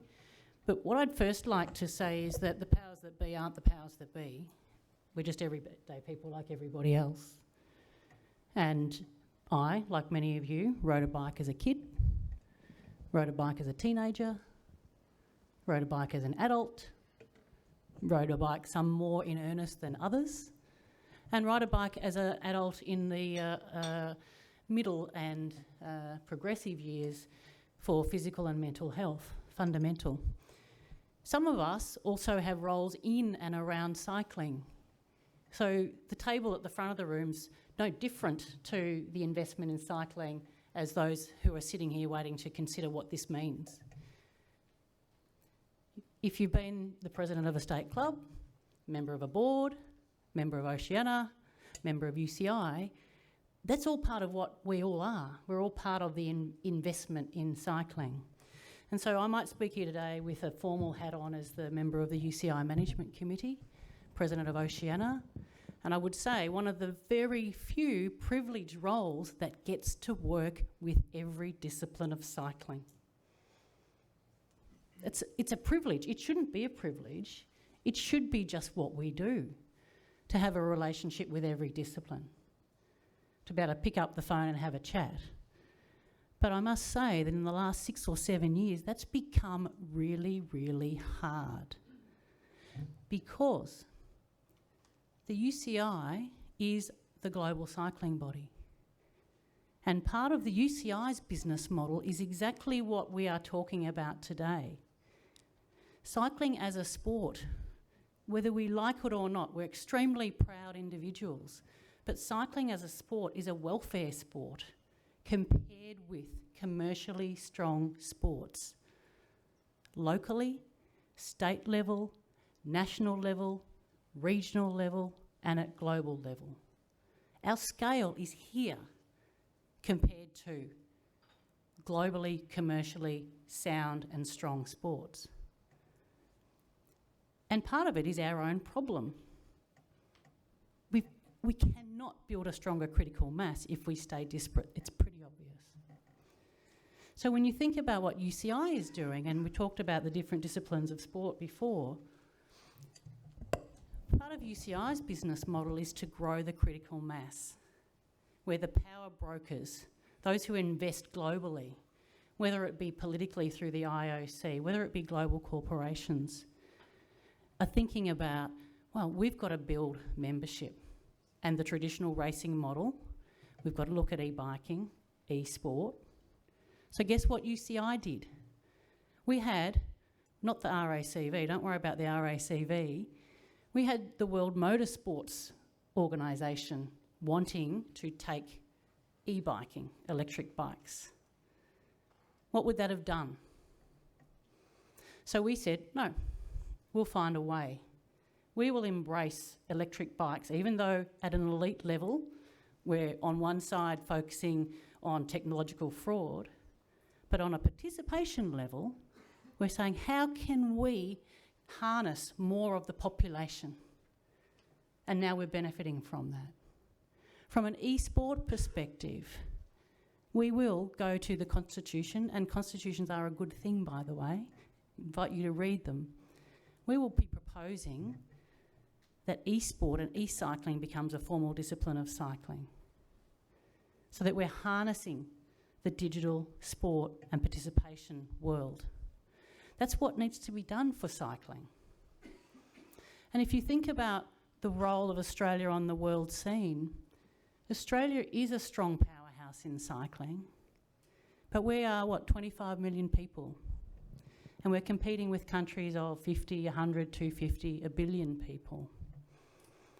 And how many of those countries around the world which are members of the UCI, and we will clock over 195 members in 2 weeks' time, how many of those 195 countries around the world split their national sport into 3 different national sporting organisations? Please tell me. 3, actually, but they're coming together. And what do you think my mates around the table at the UCI say when they look at Australia? One of the strongest cycling nations in the world. What do they think when they see Mountain Bike Australia, BMX Australia and Cycling Australia? What are they doing? Scratching their head, saying, Tracy, you sort it out, Tracy. We, and UCI, recognises one national federation in every country. So right now, if I want to talk to Shane, I officially have to go through Steve. Is that right? Does that make it effective for us to help you at the global level? It's shocking, isn't it? Now, I'll pick up the phone to Shane, and then I'll pick up the phone to Steve, and I'll say, can you blokes have a chat and then come back to me, and we'll sort it out. Those inefficiencies are buckling. But that's what's happening across the board. So let's just get our act together. You know, we've got time to do that now. This has been more than a decade in the making. This is the time to do that. And we're all thinking, possibly, what are we giving in? Right? What are we giving up? What are we giving in? Well, what we would be giving up is the opportunity for cycling to grow in its stature, for cycling to move from welfare state to viable state, to growth state. What are we giving in? All of our decades of blood, sweat and tears for cycling to grow in stature, grow in popularity and be the sport that we want our children and our grandchildren and next generation to take up, because it's right there in front of you. Not having the school say, sign a waiver. My school did that too for my child. Not having other sports who are simply bigger, stronger, more muscly come in and heavy their way in. So I would say at a global level, at a national level, at a regional level, at a state level, at a club level, and most importantly at an individual level, this is everything to gain for all of us. So look forward to your questions for the gentleman.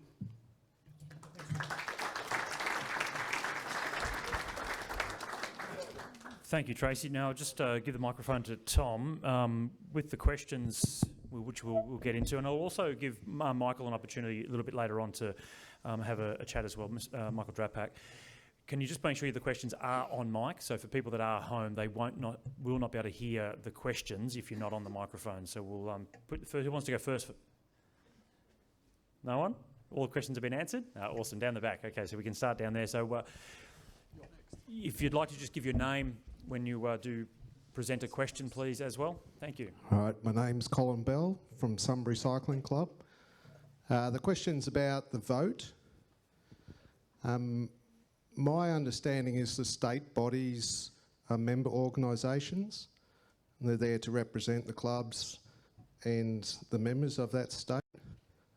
So why isn't the whole vote like MTBA? Why do the states have a say? Why isn't this just about members and clubs voting? Colin, for better or worse, that's a pretty easy one. That's just what the constitutions say. That's how the vote is structured. So I'll follow up there to say it's a bit like, to me, it's a bit like the marriage equality plebiscite. Right, so, you know, the nation voted, and then each of the electorates got a result, and then the politicians went back to vote. Are the states forced to abide by the vote of the member clubs and the members? They're not forced to, but you know, I think if members voted for it and states voted against it, there's a fairly logical next step for the members that voted for it. Because that's quite, to me, it's quite a possible outcome. So if Cycling New South Wales, for instance, already said we're vehemently against this, it's quite possible that you get 75% of the vote in amongst the member clubs in New South Wales. To me, it seems like they should be forced to respect the vote of the members.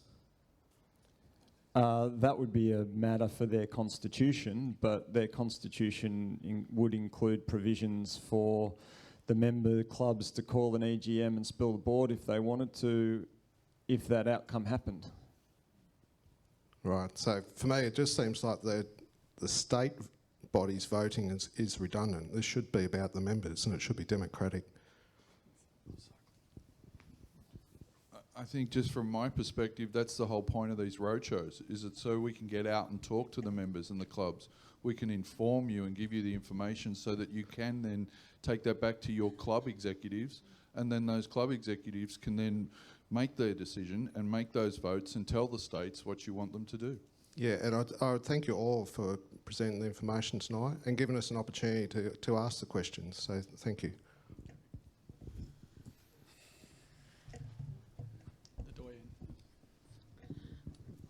Hi, I'm David Morgan. I'm a Cycling Victoria member, also MTBA member. I spent the last 12 years of my life dedicated to cycling, but mostly getting people involved, from 4-year-old kids up to, at the moment, spending a lot of time on Masters Women in cross, just getting out and participating. Just on my point of view, I want to make sure that everyone can cycle in the future. So I'm not sure what my club will vote. I get a single vote for MTBA. I'm willing to have a leap of faith and try and move the sport forward. And I just want to thank everyone for at least discussing what we all talk behind closed doors. And now it's out in the open. Hopefully we move forward. Thank you. Thanks, David.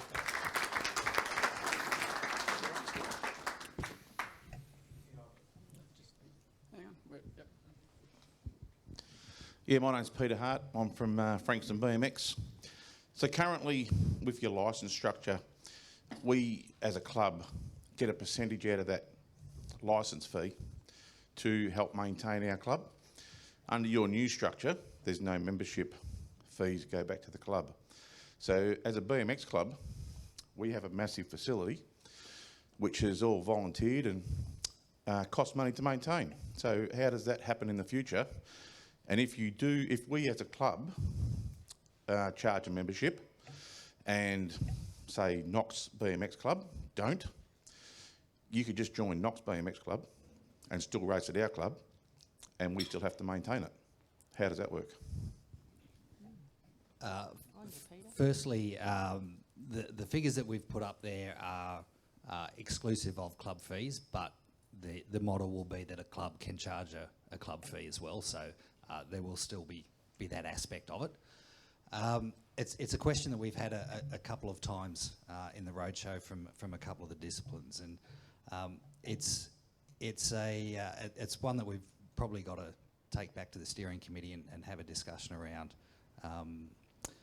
as this roadshow comes to an end. There's a number of probably opportunities that we've looked at or discussed in relation to that, and one of them is that there's opportunities for clubs to charge a premium on the services that they deliver to people who are not club members. That's something that we would never stand in the way of. There's opportunities for clubs to say, we're providing these services, whether it's club racing or training opportunities or gate nights, to say these are opportunities that are only available to our club members. Okay, so if you don't want to contribute to the club, you don't get the benefits of it. So that's something that would be available to clubs as well. We've discussed some opportunity, some ideas around, do we mandate a minimum club fee? And that can get difficult because what one club might see as or state might see as a reasonable minimum fee may be very different from another state or area. And do we go with the higher? Do we go with the lower? Do we go with somewhere in between? So there's those opportunities that we need to discuss, and there is also an opportunity. Do we say, well, in terms of having a race licence, we say you've got to be a club member. Do we extend that and say if you want to race BMX, you've got to be a member of a BMX club? That then begins to sort of put that cost burden back on that we're trying to take away. I understand that, but so earlier on, you were talking about maybe registration for road bikes, which funds the road cycling side of it, but it doesn't fund the BMX side of it because we're racing on a council property BMX track. So we actually don't draw any of that money. So our funds go, so as a state, we've got a big slush pool of money there, hopefully. That goes into the system, which is all good and well, but we don't get anything back out of that. The other entities that are a bit bigger than us get a lot more advantage than what we do. And us being the smaller little outfit in the program, we're going to struggle. We still got to maintain our track. Unless we can set up some fantastic canteen program or, whatever to make funds come into our clubs, how do we survive and make our track rideable? So we talked earlier about the other velodromes that have gone to the pack. That's what's going to happen to your BMX tracks. Yeah, look, it's a good point, and I thank you for raising it. And as I've said, it's something that's come up over the discussions that we've had in the roadshows, and we've got to take that on board and then take that back and look at how do we address that situation. Last thing we want is for clubs not to be able to maintain their tracks. Yeah. BMX is a really important part of AusCycling, and we want to make sure that it flourishes. Sorry, mate, I missed your name. Peter. Peter, it's in relation to, I think it's important that the fee revenue shouldn't change. So the revenue you get today should stay the same. And I have had some mind-blowing conversations over the last 12 months about people who want to put money into your part of the sport. A marketing director of a major toy manufacturer came to us early last year and said, they make dolls, Barbies. They've missed the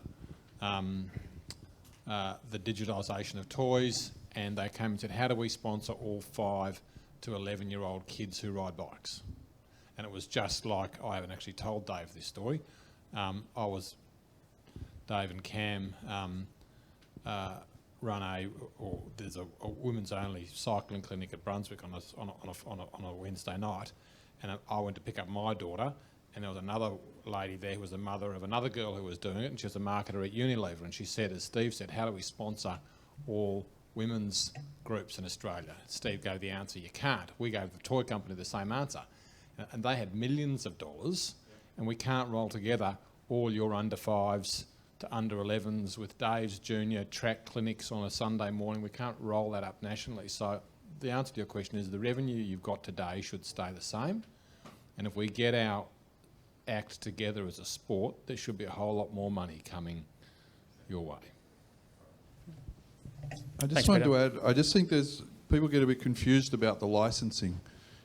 We already work on a structure where there's a fee that gets paid to the national organisation, a fee gets paid to the state organisation, and then there's a club fee on top of that. And when you purchase that through the websites, you might be paying $175 in this example, and 150 goes to AusCycling and 25 goes back to the club. But I think one of the bigger pieces that's maybe getting missed is that the change to licensing is about accessibility. It's about the young mountain biker who wants to go and ride BMX, but would have to buy another license, go and spend another $120 so that they can go and race BMX.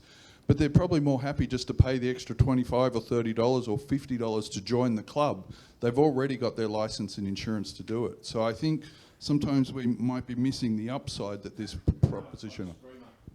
I'm not missing that. I think the across the board licence is fantastic. But in the current structure, we get a membership fee out of that licence money, which helps us maintain our tracks. So I'm not a mountain biker, so I don't know how you operate. So do you own the mountain bike track, or is that just a facility in the forest that you use? Because we as a BMX club, we have a facility that is there day in, day out that we have to maintain. Our members have to maintain their trails. It's all done by volunteer base. No different than the BMX model really for the membership. Our clubs charge a club fee on top of the standard membership for the state or the national body, which is no different than BMX arrangements. Yes, I don't know. I've never been a mountain biker, so that's why I say that. This could be your opportunity.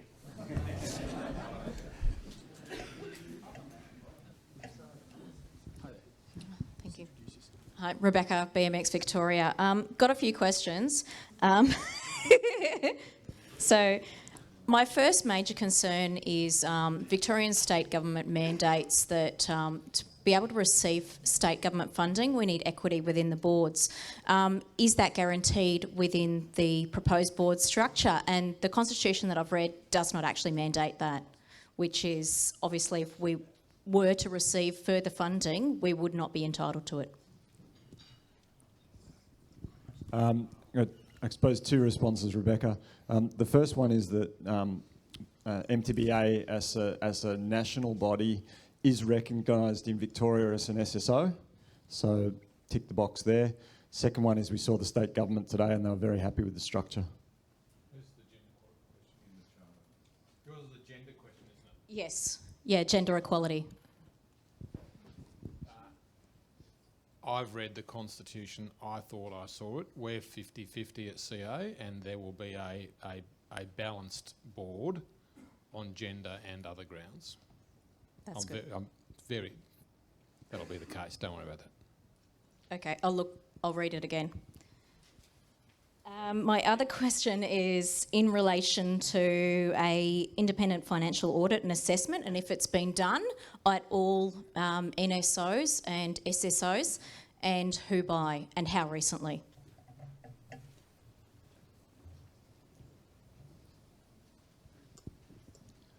There hasn't been an audit done.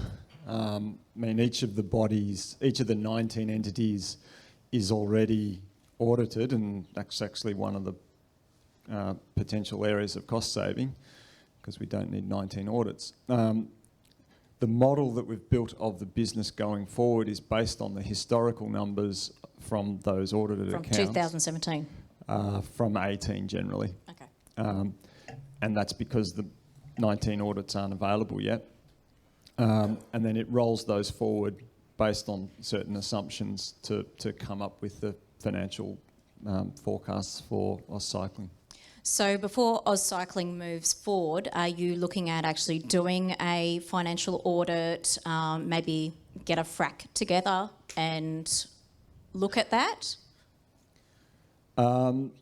We at the steering committee level, we've looked at the assumptions that we've made and determined that those are reasonable.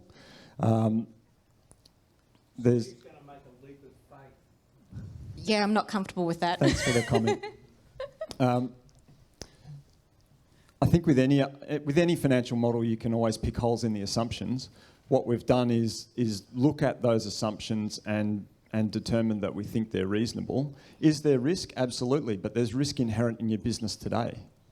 So have you outlined that risk and any mitigation strategies that could potentially alleviate that? Back to the model. It's based on audited financial statements. Steve was a managing director of UBS in Hong Kong. He oversaw the building of the model. We brought in a professional accountant to help build the model. I'll bet my kid's life it is a crackerjack model. If everybody in this room or the states want us to go and spend some money to get EY or PwC to verify we haven't stuffed up the modelling, we'll go and spend it. The next question will be, how much money is this process costing? I'm comfortable. It's a conservative financial model. It's well built by professional people. It's been audited. It's been checked by accountants inside the Sports Commission.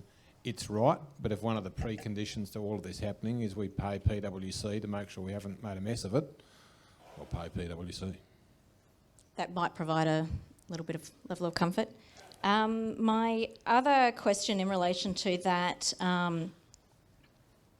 was also in relation to the current enterprise risk assessments. Has anything been done in relation to that and to look at the synergies between and any proposed mitigation strategies that may occur? No?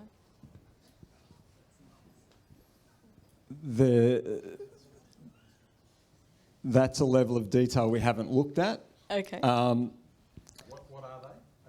So enterprise risk assessment. I doubt that most of the 19 entities have the resources to provide for a detailed risk framework. Mm-hmm. Certainly within CA we have one. I'm not sure. I think so. MTBA does and BMXA doesn't. I'm sure once you get down into some of the state and territory entities, they'll be there. Sounds like BMX, your entity might have one. But most of these entities are too small and don't have the resources to spend too much time, running risk assessment models. They just punt. So in terms of mitigating that risk of all of these entities coming together as AusCycling, are you going to go and talk to all of these entities and find out, do a bit of digging, find out what their risks are and how you can, as a broader organisation, alleviate those risks? Sure. I think there was a slide that described part of the integration planning, and fundamentally what we want to do is work with the local management teams to organise how we run that integration. That's effectively risk management. I think that over time we would probably adapt one of the existing risk frameworks for AusCycling because that'll be the most efficient way to do it. Fundamentally though, this is not like merging two very high overlap organisations.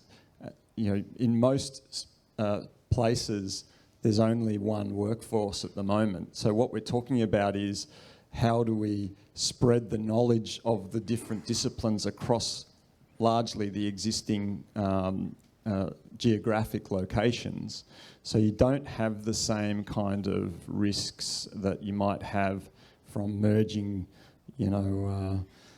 Westpac and the Commonwealth Bank. It's a different assessment. No, it's very diverse, obviously.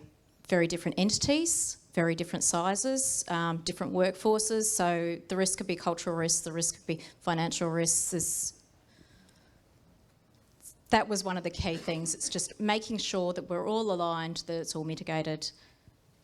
Sorry, I'll stop hogging. I just did hear then cultural risk. That's something that's come up from the roadshow, is the culture of the particular disciplines, and it's quite simple. BMX has a very strong culture, and the clubs direct that. It's the same with the mountain bike community. The downhillers will not be forced to wear lycra going forward. Sock heights won't be measured in BMX. You keep your culture. That's what you identify as in each of the disciplines at club level, and you own that. You build it and you grow it. My name's Dan, for those that I don't know. In the last 12 months, we've financially supported a female track Olympian, a men's NRS team, 2 women's NRS teams, a female state-based team in Queensland, 6 clubs which directly contribute to about 50 bike races. My wife goes nuts at me every time I come home and talk to a new bike rider. Dan, please don't spend any more of our money. I invariably do. I can't help myself. Efficiency is everything in business, and the idea that we've got 82 staff across the 3 disciplines now, it's just lunacy. I've sort of flip-flopped a few times with my view on whether this is a good thing or a bad thing. I've got a great relationship with Steve and Duncan and a lot of state federations. I talk to them quite frequently. I'm quite lucky. But there's things that everybody does that drive me nuts. I'm sure I drive my wife nuts too. But there's going to be things that the new model will frustrate us all with too. But if we don't make any changes, nothing changes. What I wouldn't mind having you guys talk about for a minute or two, please, is reducing the wastage of the duplication. That to me is the key. Going from 82 to 92 is great. Yep. Another 10 staff count, 50 grand each, there's another $500,000 in wages. Fine. What are we going to get with removing the duplication that we don't now already have access to? We support Amy Gillett Foundation now as partners, and I noticed Andy just walked out of the room, but that's fine. What are you guys, what are the boards going to be able to do with more money and better resourcing that we now can't get that's going to help us grow? Thanks, Dan. Thank you. Mate, I've run businesses for private equity firms my whole life, and it isn't a fat headcount. I know it looks like that in theory, but the reality is these are all skinny organisations that are under-resourced. And they're single people doing big jobs, you know? There's one bloke basically running the NRS, one bloke basically went and won the Wollongong World Championships, and there are huge things that we aren't doing. We should have a bike ed version of AusCycling that Woolworths can sponsor. We should have a national track series where promoters are making money and riders are making money that's got as many rounds as the NRS. I got called about 6 months ago to go to Ramp Fest. Don't know who here has been to Ramp Fest out in Braybrook or somewhere to watch the first national championships for freestyle. There's about 800 people. I was dressed like this, looked like completely out of place. There's 800 of the coolest people I've ever seen in my life inside this place. And there was 2 Vans posters put up. There should be 10 rounds of a national freestyle BMX series. You know, the strategic plan for this thing is very, very ambitious, and if you can deliver that with 90 people, they will all be working really, really hard, and it's about allocating people who are generalists to specific tasks. You know, you are the general manager of club services, you've got 6 people, you've got to start treating clubs like franchisees and really, really look after them and support them. You 5 people, cricket may have 20, there's only 5 of you, build a national version of AusCycling and launch it by June. You are the advocacy team. We want $130 million at the next state election rather than netball. I'm really comfortable it's lean. I know on paper, on a PowerPoint on a Wednesday night in a hotel, it looks like a big organisation. If we're going to fix this sport and realise its potential, I'm really comfortable that it's right. There's an org chart that goes down to every last person. There's a payroll that goes down to every last person. I think it's right.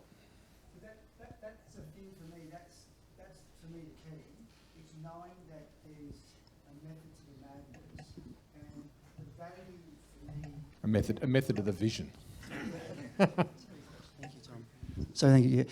That's the important part. We know that with the new structure, the duplication will go, and there's so much more that we can do with the headcount that we just cannot possibly do now. I don't think there is much duplication. There is a bit of duplication, but it's more that you've got people doing they're specialist generalists. Yeah. It's not like we've got 15 accountants who are going to go into the usual synergies thing. They're going to go into a team of 5.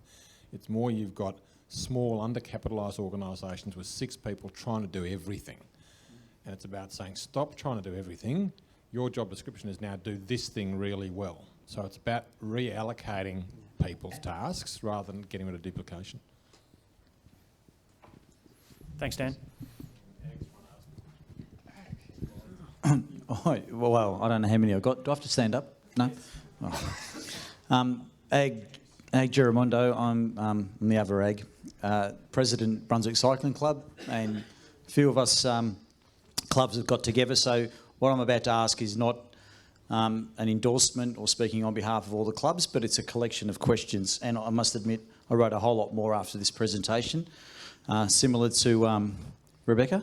Yeah, because I too worry about the cultural aspect of the workforce. I think that's what was the question more than whether riders have been measured for sock height or not. I'm going to take my glasses off to read because that's my problem. In this presentation, I think the ambition is great. I don't think anyone disputes what we're trying to do, and I was actually surprised with Tracy's stat, 195 organisations, only 3 aren't unified. That makes sense, right? But I guess it's how we're doing it and how we're getting there, and I'm a little bit concerned about the resolution's not negotiable sort of thing, that if it doesn't go ahead exactly the same way it's put up, it won't go ahead. So in the last presentation in Sydney, there was a question about One Management and a reference to One Golf. And the answer was we can't adopt a federated model, which we're not saying is the only option, but perhaps is a bridge, because MTBA is already non-federated. I get that, but I think we can dig a bit deeper on this. Why are we in such a hurry, 8 weeks?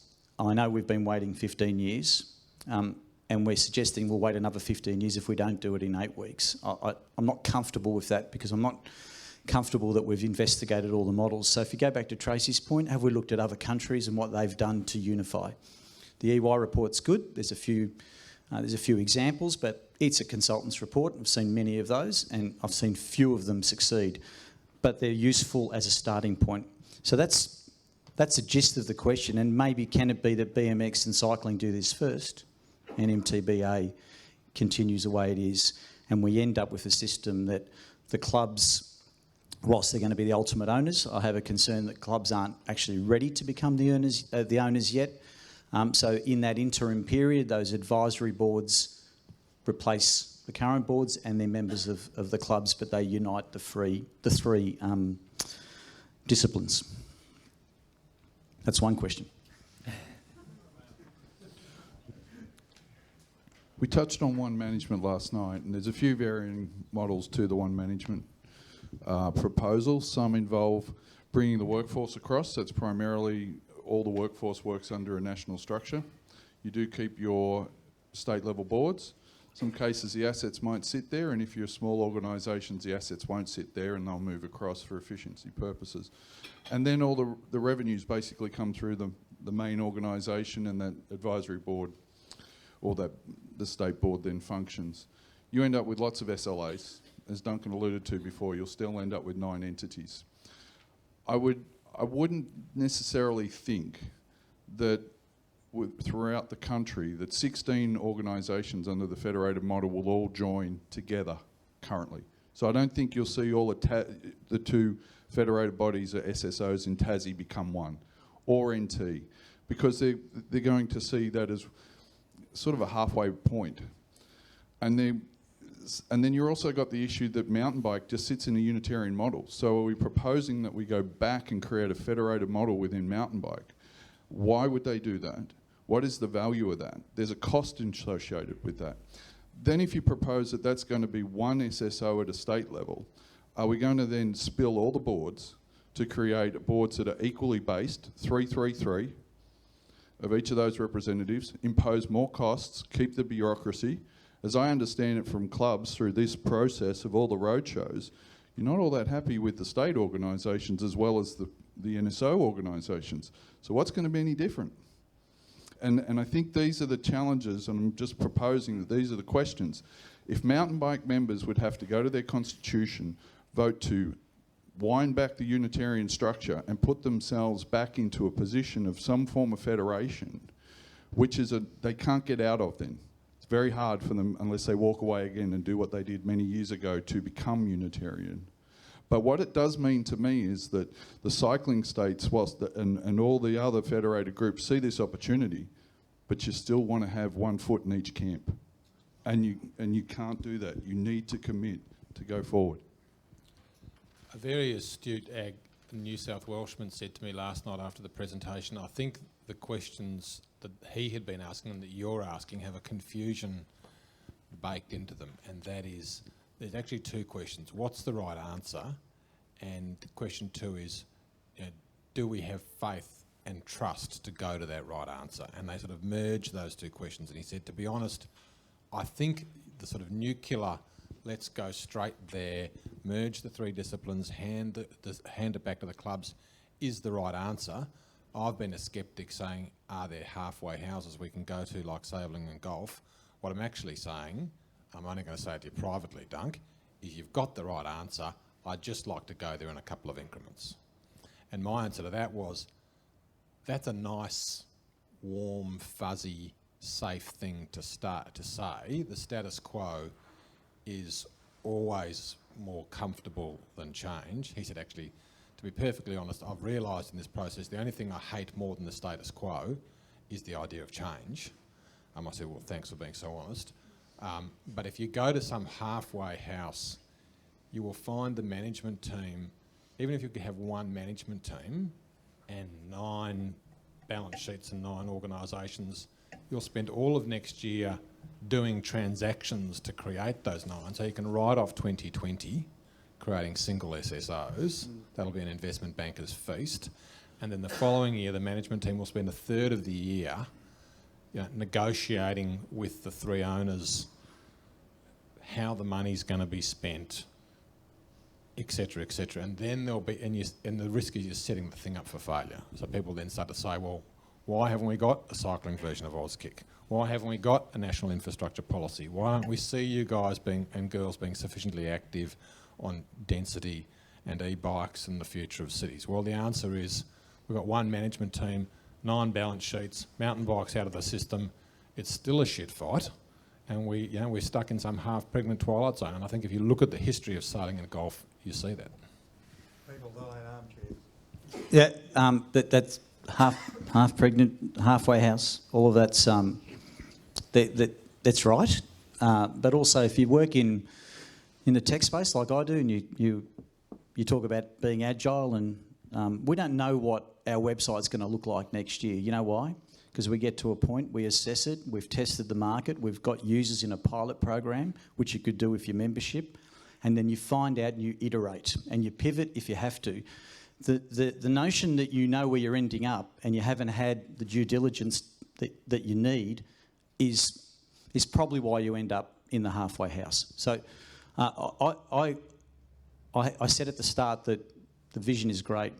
I don't think we'd be stuck in a halfway house. If the clubs are going to be the owners of this, then should it not be a request that can be entertained, that the clubs can come back with a version of the proposal on how to get there as well? Because I'm afraid to say that at the workshops, we really didn't go down to club level. Now, that could be because we may not rate the experience at club level, which is fair enough, but I can tell you that there is a lot, it's not so much experience, but there is a lot of knowledge that can be shared. So I agree you can be stuck, absolutely, but I also disagree that you can be stuck too if you plan properly.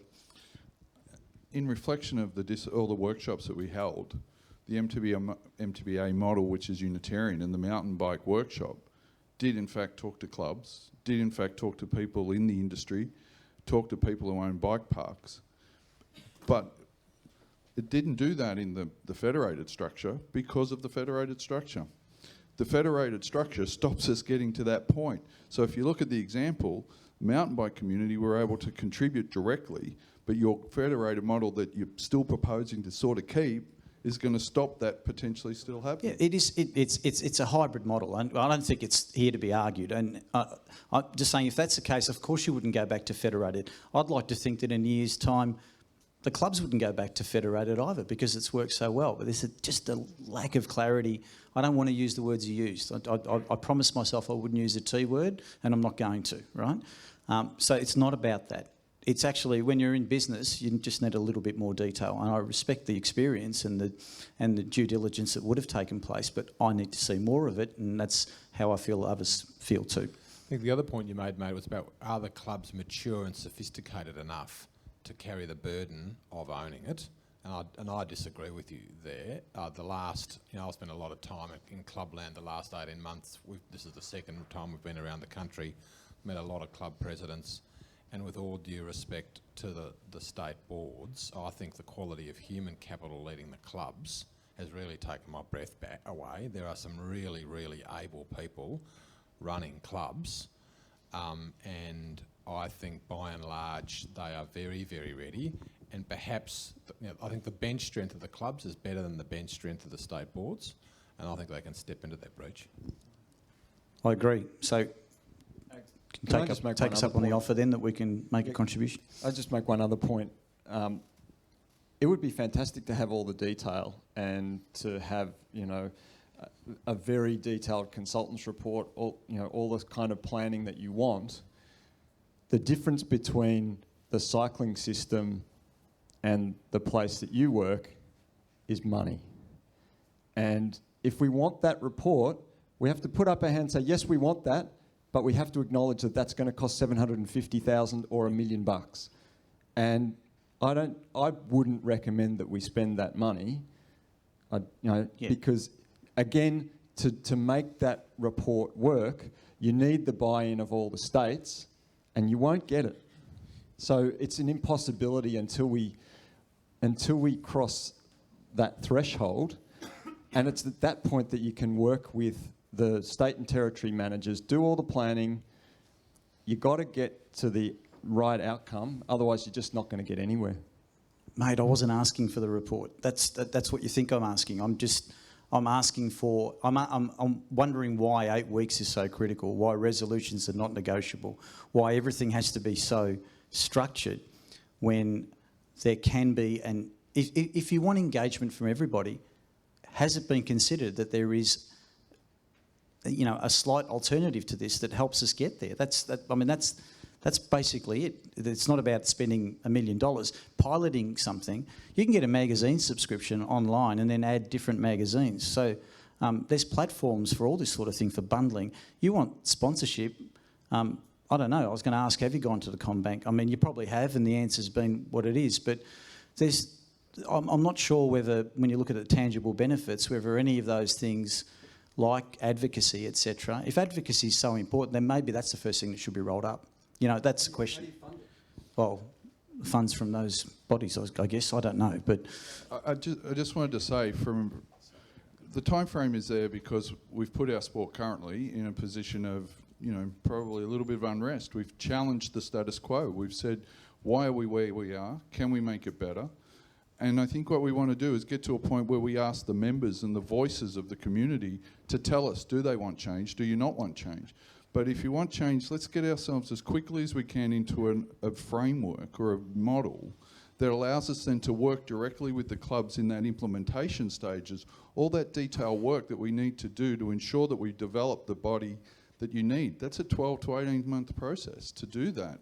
If we stall the vote for another 12 or 18 months' time, the realities that we're trying to bring about are probably 3 to 5 years further away. And people will lose interest and things will change. So we want to work with you on that, but we want to do it in the implementation. And I want to stop after, but I didn't say... Can I just tackle the timetable? I just want to tackle the timetable question. It's too slow. I stood up in front of all the Victorian clubs 12 months ago and said exactly what I've said tonight. Some bloke interrupted me, I think from Southern Masters, after 5 minutes, said, Dunk, we know the speech. When do we get to vote? And is there a chance this is the last ever AGM of Cycling Victoria? It preceded that by 6 months. We've been going for 18 months. We elect a Commonwealth government. We run a Commonwealth election campaign in 8 or 10 weeks. We've got another 8 weeks to discuss this. And this is a unique thing. And we've got all the 3 NSOs happy and together. We've got most of the states happy and together. In the last 18 months, the President of WA has changed 3 times. The President of ACT's changed once. The President of Queensland's changed once. The President of New South Wales has changed once. the president of CA has changed once. We've got this special coalition of the willing, and if this is more complicated than the decision who runs the country, and we've got to kick it past Christmas to Easter, just because we want to, stare into the tea leaves, something will go wrong. Yeah, there were people who predicted that election got it wrong too. We will come back to you, actually. We won't just shut you out for the rest of the night. We will come back. We'll just, spread it around the room a bit. Thanks, mate. Thank you. My name is Simon Perry. I'm a member of Hawthorn Cycling Club, but I've been commissarying for more than 20 years, and I came into bicycle racing from originally touring on cycles and Audex clubs and stuff like that. I'm not always used to meetings, and I might have missed some things because of the way the language is couched. So forgive me if I've misunderstood. My first question is a follow-up to something that was said before. Is the agenda equity, which is really important to outside bodies that we're going to deal with, is that suggested? Is it stipulated? Is it going to be regulated in Constitution? Or is it something we just hope will work out? It'd be mandated. Thank you. I missed that in the clever wording of it before. Wasn't all that clear. Again, maybe I'm a bit naive, but I came here sort of not entirely sure what was going on. In the first half hour, I thought everybody was speaking as if this was a fait accompli. But I gather we get to vote on this. How exactly will the voting take place? Will it be through the 19 independent bodies, or will it be through... And what if they're recalcitrant? What if they don't want to facilitate a vote? So yes, at state level, and I'll just use the example of Victoria because we're in Victoria. So the clubs for CA CV and BMXV vote on resolutions at either an AGM or an EGM of those entities. If the state body didn't put those proposals to the clubs, then the clubs can call an EGM themselves. And then for mountain bike doesn't have state entities, so they only vote at a national level. They have individual voting, so individual members can vote. And MTBA will put these resolutions on our AGM on the 30th of November this year, and we will be seeking a vote from all our members at that time. Yeah. So hypothetically, if an interim body didn't want to get the Cycling Australia communication to individual members, would CA communicate with those members? Okay.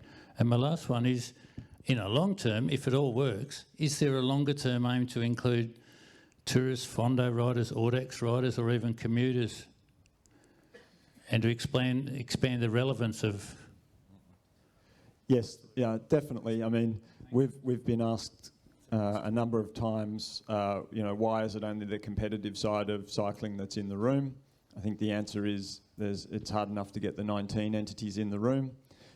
We have had discussions with a range of the participation bodies, and we've had some interest from some of the veterans bodies. Again, I think a lot of those entities are looking at this with interest. They see the opportunity to reduce some of the overlap, particularly with the vets, and then they also, from the participation bodies' perspective, see the benefit of a larger, more consolidated voice for cycling and the impact that can have from an advocacy perspective. My name's Ian, I'm a mountain biker. Personally, I believe we need to change. There's a lot of untapped opportunities. Most of the questions I get is about after year one. All the slides show the structure to keep the balance, 3 BMX, 3 mountain bike, 3 Cycling Australia, during the transition, so everyone gets an equal say. What happens after the next year where we're just an AusCycling member, we're not mountain biking, we're not BMX, we're not cycling? How do we ensure there is the equal balance going forward, so that as mountain biking grows, that BMX doesn't get left behind, or vice versa, that road cycling grows, that mountain biking doesn't get left behind? It's a good question. Within the constitution that's being developed, there are the objectives around the organisation specifically pick up on topics like that, that it's about all bikes, all riders, all disciplines. So it's enshrined within the constitution. To ask answer the question directly around how do you get representatives on there, in time, we're building an organisation that's built on all cyclists of all forms, of all areas, including the areas that you talked about just then. So it becomes down to the communities who nominate people to take the roles on those boards. The boards will be developed by a skill set, and we're working to create the most, some of the most best opportunities that we've had to put together boards that are reflective at both the national level, but also then the state advisory councils that are reflective of all cyclists and that we can share. So there is no set rule that is going to say there'll be one mountain biker on the board or two or this or that. They are representative of all people who ride a bike. And we think that by doing that we have the opportunity to create some unique boards, attract unique individuals from all walks of cycling, if I can use that term, and see what we can create. But it will be enshrined within the Constitution that the organisation's objectives are to ensure equality amongst all who ride a bike. A question from online. Richard asks, so the clubs will not be able to vote for anyone as a director in the future, but only nominated people? No, in the future, the clubs will be the people that elect the directors of AusCycling. Another question on clubs. How will new clubs be admitted to the body?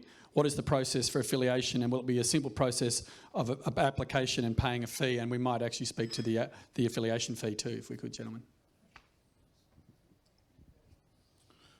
Be a very similar process as we've got today. So clubs pay anywhere between $185 to upwards of $600 currently, depending on which state, which discipline. So we're looking at that. We're looking to create a tiered system. We're not looking to charge more than what is charged today. It may be based on scale of members based in a club. It will be a standard process. You will just apply or affiliate with AusCycling as a club, provide your constitution, have a set number of members, be an incorporated organisation, and your renewal process will be the same. And the last question from online, from Miles. For people engaged in advocacy, who directs where their efforts are directed? What channels would be open for clubs to lobby for their needs?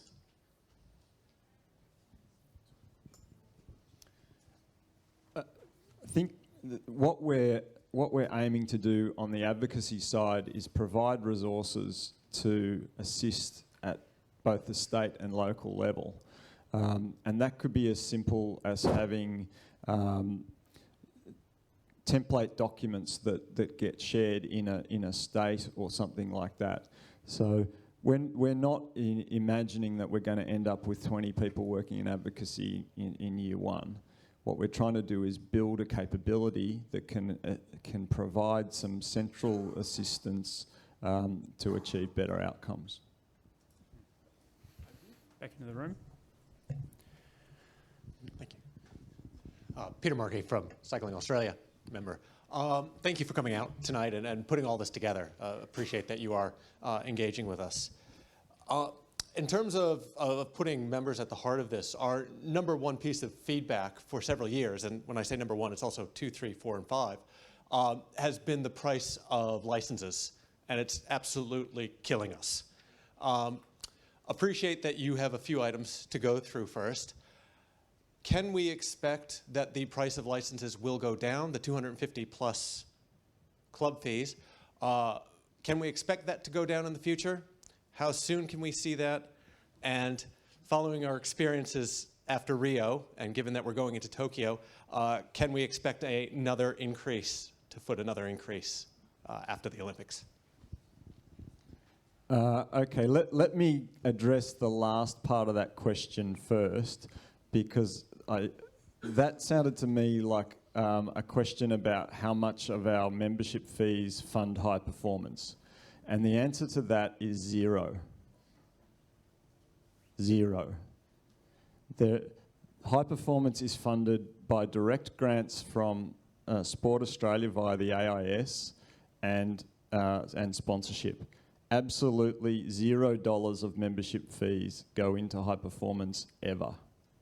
Okay, so that's the answer to that part. In relation to the first part of your question, I fully recognise that the licence fee is a tax, and the economic impact of a tax is to discourage activity. We recognise that. Equally, if we're going to provide services to people, we have to fund them in some way. Clearly, my ambition and the ambition of whoever runs AusCycling will be to push down the level of that tax to boost participation and racing. The extent to which we're able to do that will be a function of two things. One will be the success on the commercial side, because we might be able to subsidise licence costs that way. The other is a technological answer. I think we can move to a more user pays model over time, which is based on pushing down the upfront cost and then maybe putting $2 a race or whatever the right number is. You might ask, why don't we do that now? The answer is that we don't have the data across the system. We have it in certain places, but not in others. And as a result, the key piece of data that we need across the system is the number of person race days. And some clubs have that, many clubs don't, and we don't have it across the system because we don't understand the overlap between the clubs at the moment. I think within a year or two we will, and that'll facilitate the potential change to that kind of a model. I've been holding off, but here he is. Lee Turner, former St Kilda president. Where's Peter gone? I disagree with that about registration on bicycles going forward. I think it'd be a disaster for participation, but I'll try and catch him later. My question is, you sort of touch on it. A big thing for me is advocacy, because, before I get to that, I've looked at everything you guys have done, and because I thought when it was coming out, I thought, CA, here we go again, another cock up. And I've read everything, every page, everything you put out, and I must say, I applaud and commend you for having the courage and the gumption to do what you're doing, and I support it 100%. I think it's really good. Can't continue going the way it is, and the vision and the freshness you've put forward is really invigorating, and I really hope the club support it. My thing I wanted to say was about advocacy, because I think it's really important going forward if we do get someone like, if we can get Bicycle Networks in the tent, they've got 50,000 members, and that whisper of advocacy we've got now could become a lion's roar. And I think it's really important, and to try in the future to get them in the tent, because guys like me are getting more hopeless by the day. We sort of question whether we have a cycling licence because of the cost, and then we go to places like Bicycle Network because it's a lot cheaper and they support the advocacy. But I still want to be part of my club and support Cycling Australia. So my thing is to you, if it gets through in the future, if we can obviously put some resource into advocacy, I can't even say it, and try and get someone like Bicycle Network in the tent so that whisper can become a lion's roar.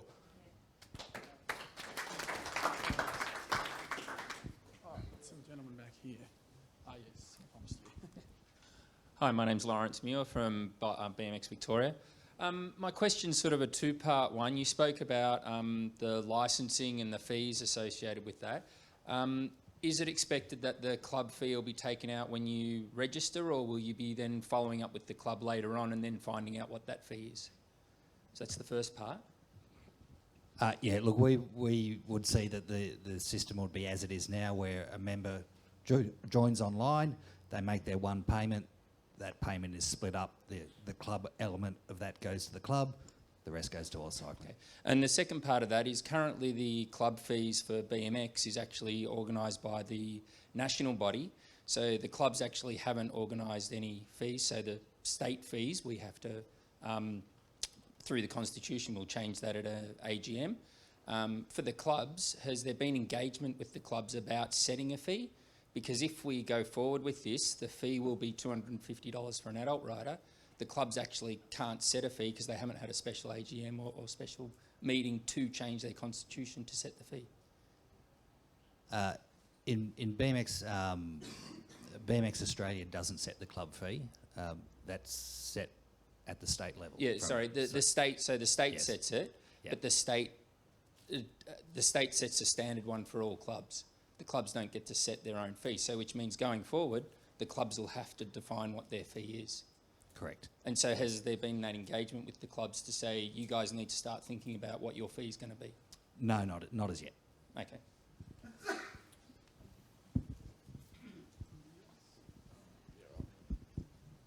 Bodie Turner, member at Eastfield BMX Club.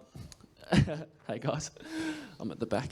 I just wanted to kind of touch on the license thing. Obviously, like one license is, I think it's great kind of merging together and doing all this stuff, but at the same time, you know, we're BMX and, you know, I have no interest in road cycling as yet or anything like that. But for new members coming in, and obviously we want to boost participation, and a big thing at our club is member retention.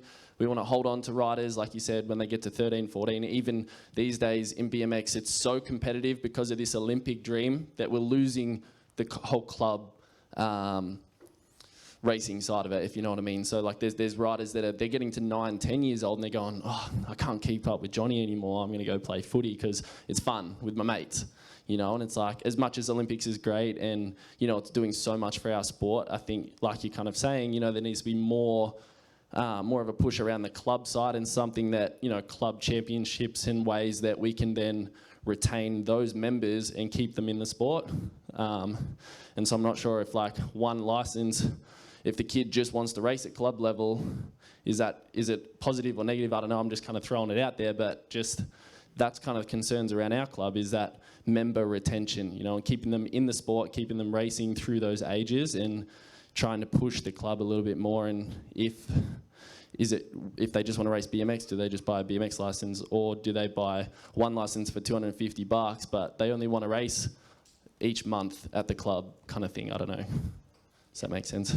Yeah, thanks, Bodie.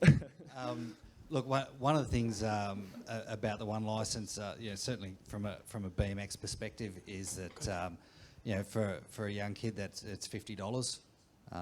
Which is really competitive compared to what they're paying at the moment. So we're certainly hoping that makes it more attractive, especially for the young kids to get involved and be involved and stay involved. You know, one of the things with the licence fee for adults is it's $250 if you want to ride road and track and mountain and BMX. If you just want a dirt licence, it's $150. So that's once again pretty competitive as well. So look, we understand that there's lots of people out there that are, you know, rusted on BMXs or rusted on road riders or mountain bikers, and that's what they want to ride, and that's fantastic. I suppose what we see is that this one licence gives you an opportunity to have a little bit of a dabble in some of the other areas if you want to give them a bit of a test out, see whether you like them. You might find that you end up wanting to ride a number of them. You might be rusted on BMXer for life. Both of them are great things. And thanks, Bodie. Your parents are big fans of Point Break, the movie, is that right? Yeah, right, okay. It's an inside joke. All right. Named after the character. Hi, I'm David Hendy from Hawthorn Cycling Club. I'm the president of that committee. I'd like to congratulate all of those people who have been heavily involved in this initiative for 18 months. I think it's fantastic, and I advocate for all of us to follow the lead and vote positively for it when the vote comes up in October and November. Thank you.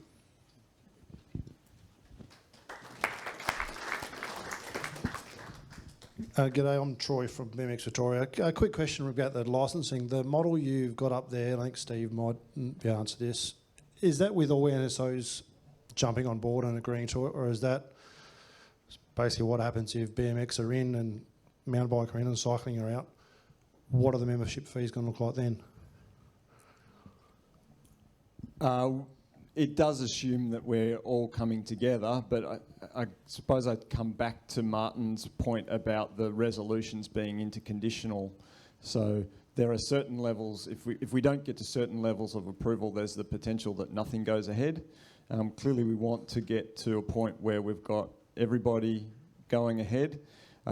Is that approval based on number of NSOs or number of members? No, what's that approval based on? It's In mountain bike, it's based on getting to 75% of the members that vote. And then in BMX and CA... yeah, I understand that process, but what happens if BMX are in and mountain biking are in and cycling decide not to vote for it? What do those membership fees look like for us then?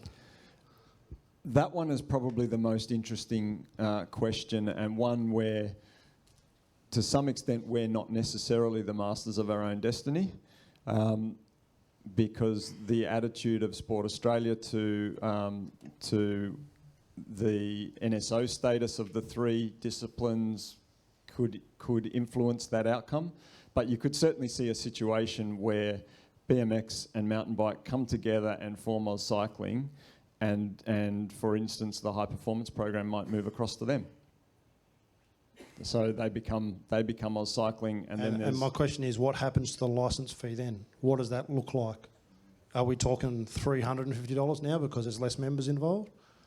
No, I don't think so. I think in that circumstance, there's a whole lot of ifs, buts, and maybes before we got to an outcome. But I think that those fees would suffice, because they're broadly based upon the current fees in those two disciplines, in BMX and mountain bike. Over here. Hi all, my name's Lewis Fulcher from St Kilda Cycling Club. I've taken over the presidency role for the last 18 months, and I've personally seen the result of the lack of infrastructure within the Melbourne cycling community. We ran a test event, as many of you will know, at Albert Park the other day, and that has cost the club $3,500, money that we certainly don't want to just waste on traffic management. Our White Street circuit is going to fall under the same fate, losing around about $4,000 each week, or a loss to the club for the season of around about $20,000. So my view, and I commend everyone that's up there, because if I had to go around to 7 different states and deliver the same message, I'd probably cut off my own toes with a blunt butter knife in the kitchen, but that's my opinion. So we just need to get on with this. We just need to push forward. Whatever the licensing costs for $250, who cares? We need to move on.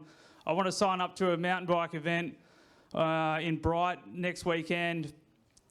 I'm going to have to buy another membership, and that's really frustrating to me. So if I already had that, that'd be a no-brainer. I would have signed up last night. I wouldn't have been waiting till tonight to get home to do it. We just need to push forward. We need some change. We need it to happen. Who cares about the internal politics that go on, or what risk management or anything that we have? Because I know our club, one of the biggest clubs in Australia, we certainly don't have the risk or the management or the procedures that we should have in place. And that's the fault of the club, that's the fault of CA, that's the fault of CV, not giving us the templates, the documentation and the consistency that we need to run our organisation. If we have a crash and a death in our club at a race, we are relying on our internal documentation. And that, unfortunately, will happen at some point in time. And it has happened. So we need the consistency amongst everyone to pull this together to make sure that when a tragedy does happen, we are covered, but also it can be covered in such a way that it doesn't leave anyone that's on a committee exposed. So I suppose my point is, I've heard a lot. I've sat here. I don't want to be here in 12 months' time listening to the same speech again. Let's just get on with it. Let's just get it done, and hopefully make it better for cycling and make kids ride to school. Thanks all. Thanks, Lewis. Now, I know we have to be mindful of time, and about 10 minutes ago I was supposed to let you know we had 10 minutes to go. But if there are still some voices in the room, we're happy to continue on for a little bit longer. A few more questions. I'm happy to come back to you, Ag, as well. And we still are certainly looking forward to listening to Michael. Russell Hocking from Sunbury BMX Club. I'm the Vice President. I'm just wondering, if we go to AusCycles, do we have to get a UCI licence to go travel overseas, or is that part of the licensing structure? So if you wanted to, say, challenge rider going Yeah, to the World Championships? So if you want to go oversee the Worlds or race competitive under the structure now, we have to go out and buy another UCI licence. So is that a factor into the licence structure? So, or do we still have to pay the extra? No, and Steve can correct me if I'm wrong here, but you'd still need to buy a UCI licence to compete at that international level. Yeah. Okay, thank you. The one thing from the BMX perspective of that, though, is that I think at the moment you have to buy a CA licence and then a UCI licence. Yeah, so your AusCycling licence would... No, you don't? Okay, sorry. I stand corrected. Do you want me to come now? Either or. Okay. Michael. I'll come now. Okay. Yeah, go for it.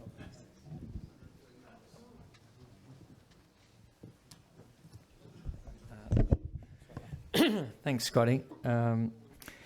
Yeah, look, a lot of people, I've received dozens of phone calls. My name's Michael Drapak.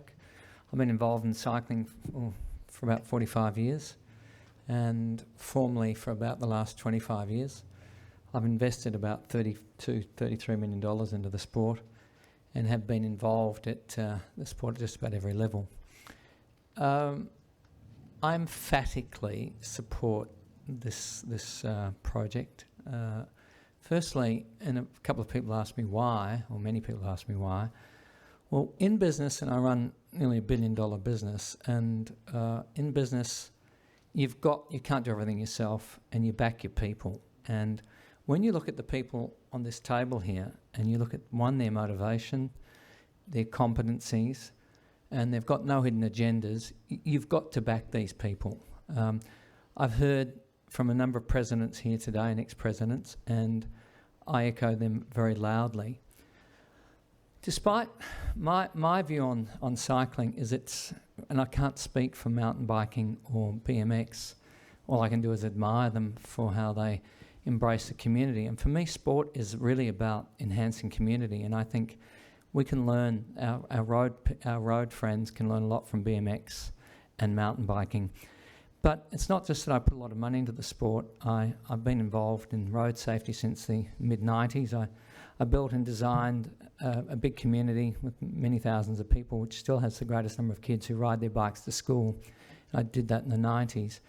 And there's many other levels of the sport of cycling that I've been involved in. But from my position, I have felt, despite the fact you might think I did have, I've never really felt that I had a voice.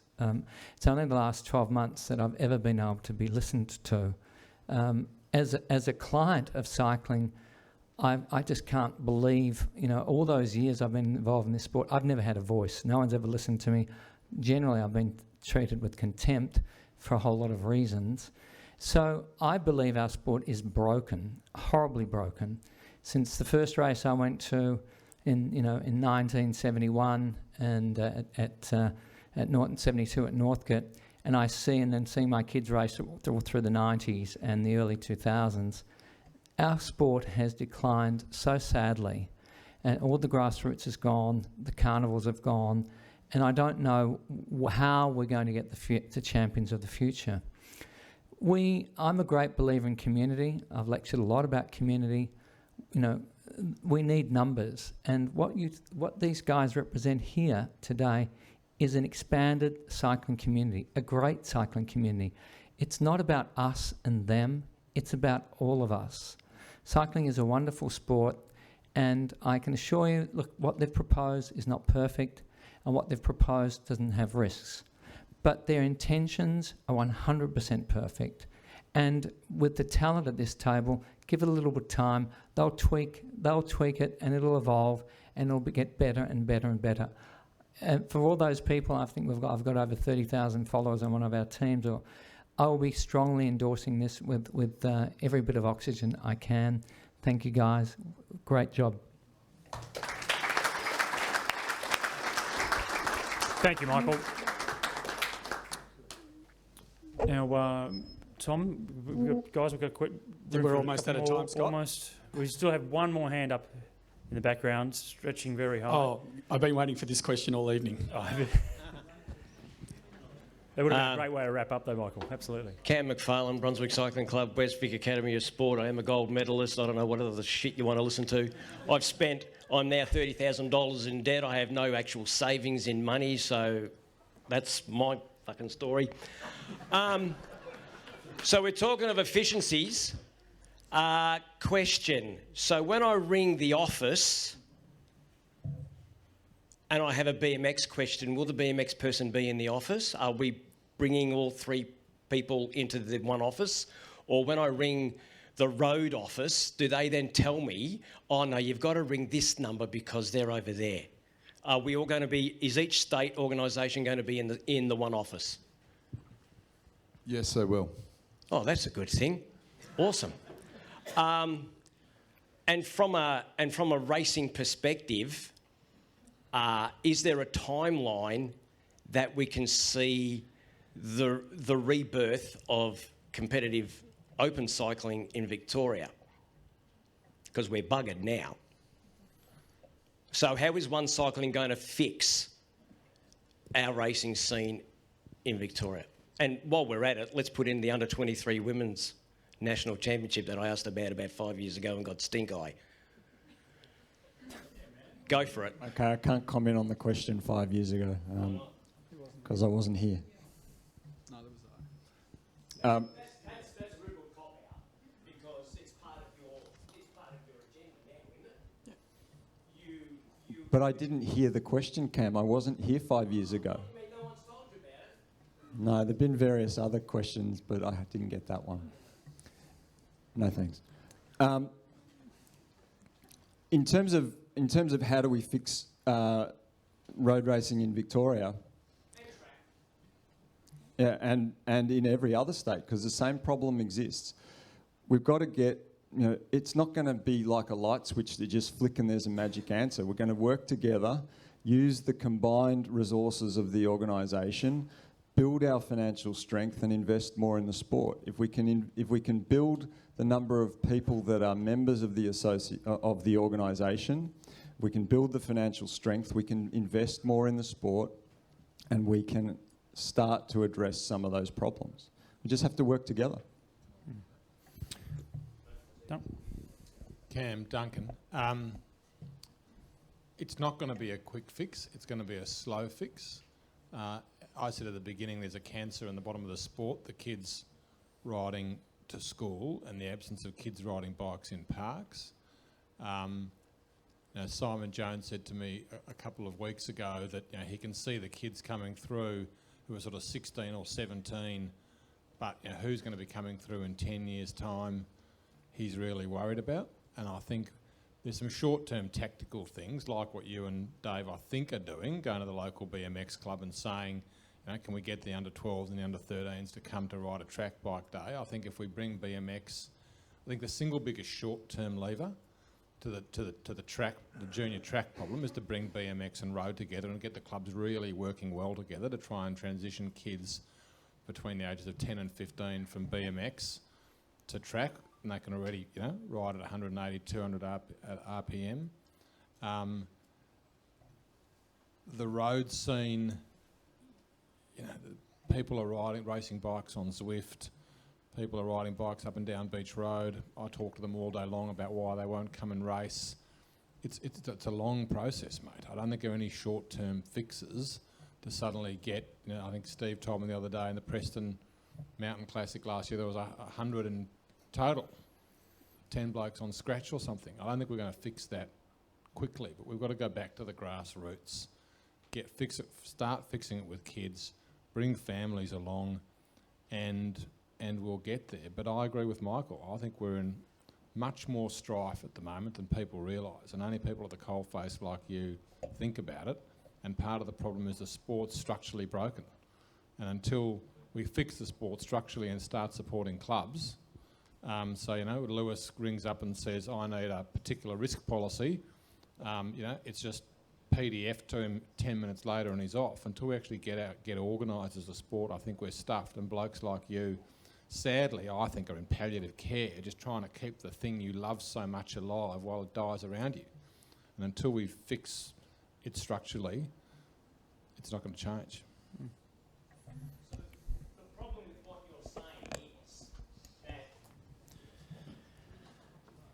the problem with what you're saying is that you are going to focus your energy on under 15s, kids. Whereas at the moment, right now, we need to cater for and help our current membership. I'm speaking Victoria only. Current Victorian membership has very few options to actually race with their like-minded peers. We are losing it. We've lost Ararat.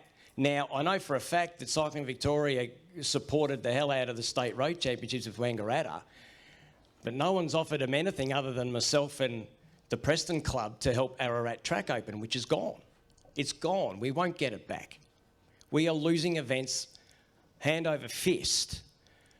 This might fix it in 20 years' time, but we're going to lose a hell of a lot of more people before you can rescue it. No, I'm not saying we're focusing on kids. When I was asking Dan's question, we've got to focus on advocacy and infrastructure policies and racing and masters and kids. I think there are a whole raft of solutions, and we've got to work hard on all of them. I think fixing the kids piece is really important. That's got to be right up front. But no, I'm not prioritising it. And I agree. We've got to fix road racing of all kinds today, including masters, urgently. I don't think we've got time to wait, have we? Well, this does create opportunity to actually perhaps progress forward, or we stay where we are and you won't have any kids coming through at all. So this certainly does, for me, create the opportunities for growth to go forward for all of us, so we can all grow as a sport. That is, we have gone over time. Thanks so much for everybody. The thing that really does stand out of all these roadshows we do is the amount of passion in these rooms, and the passion that has been put together over the last 18 months by the chairs and the CEOs of all of the disciplines certainly just matches the passion that comes from Clubland. So thanks for coming together and allowing us and allowing them to present the concept that you've heard from plenty of people tonight, that they are in full support of it. It's going to take a bit of time and a bit of an effort, but please go and check the website. If you're a little bit unsure about things, there's lots of the frequently asked questions that have been brought up over the last couple of roadshows that are on there. It's being updated all the time. Will be updated again after tonight, and you'll have your time to go through the entire presentation, which is slightly different to the one we showed tonight. It is an updated presentation that is online at auscycling.com.au. Thanks, everybody.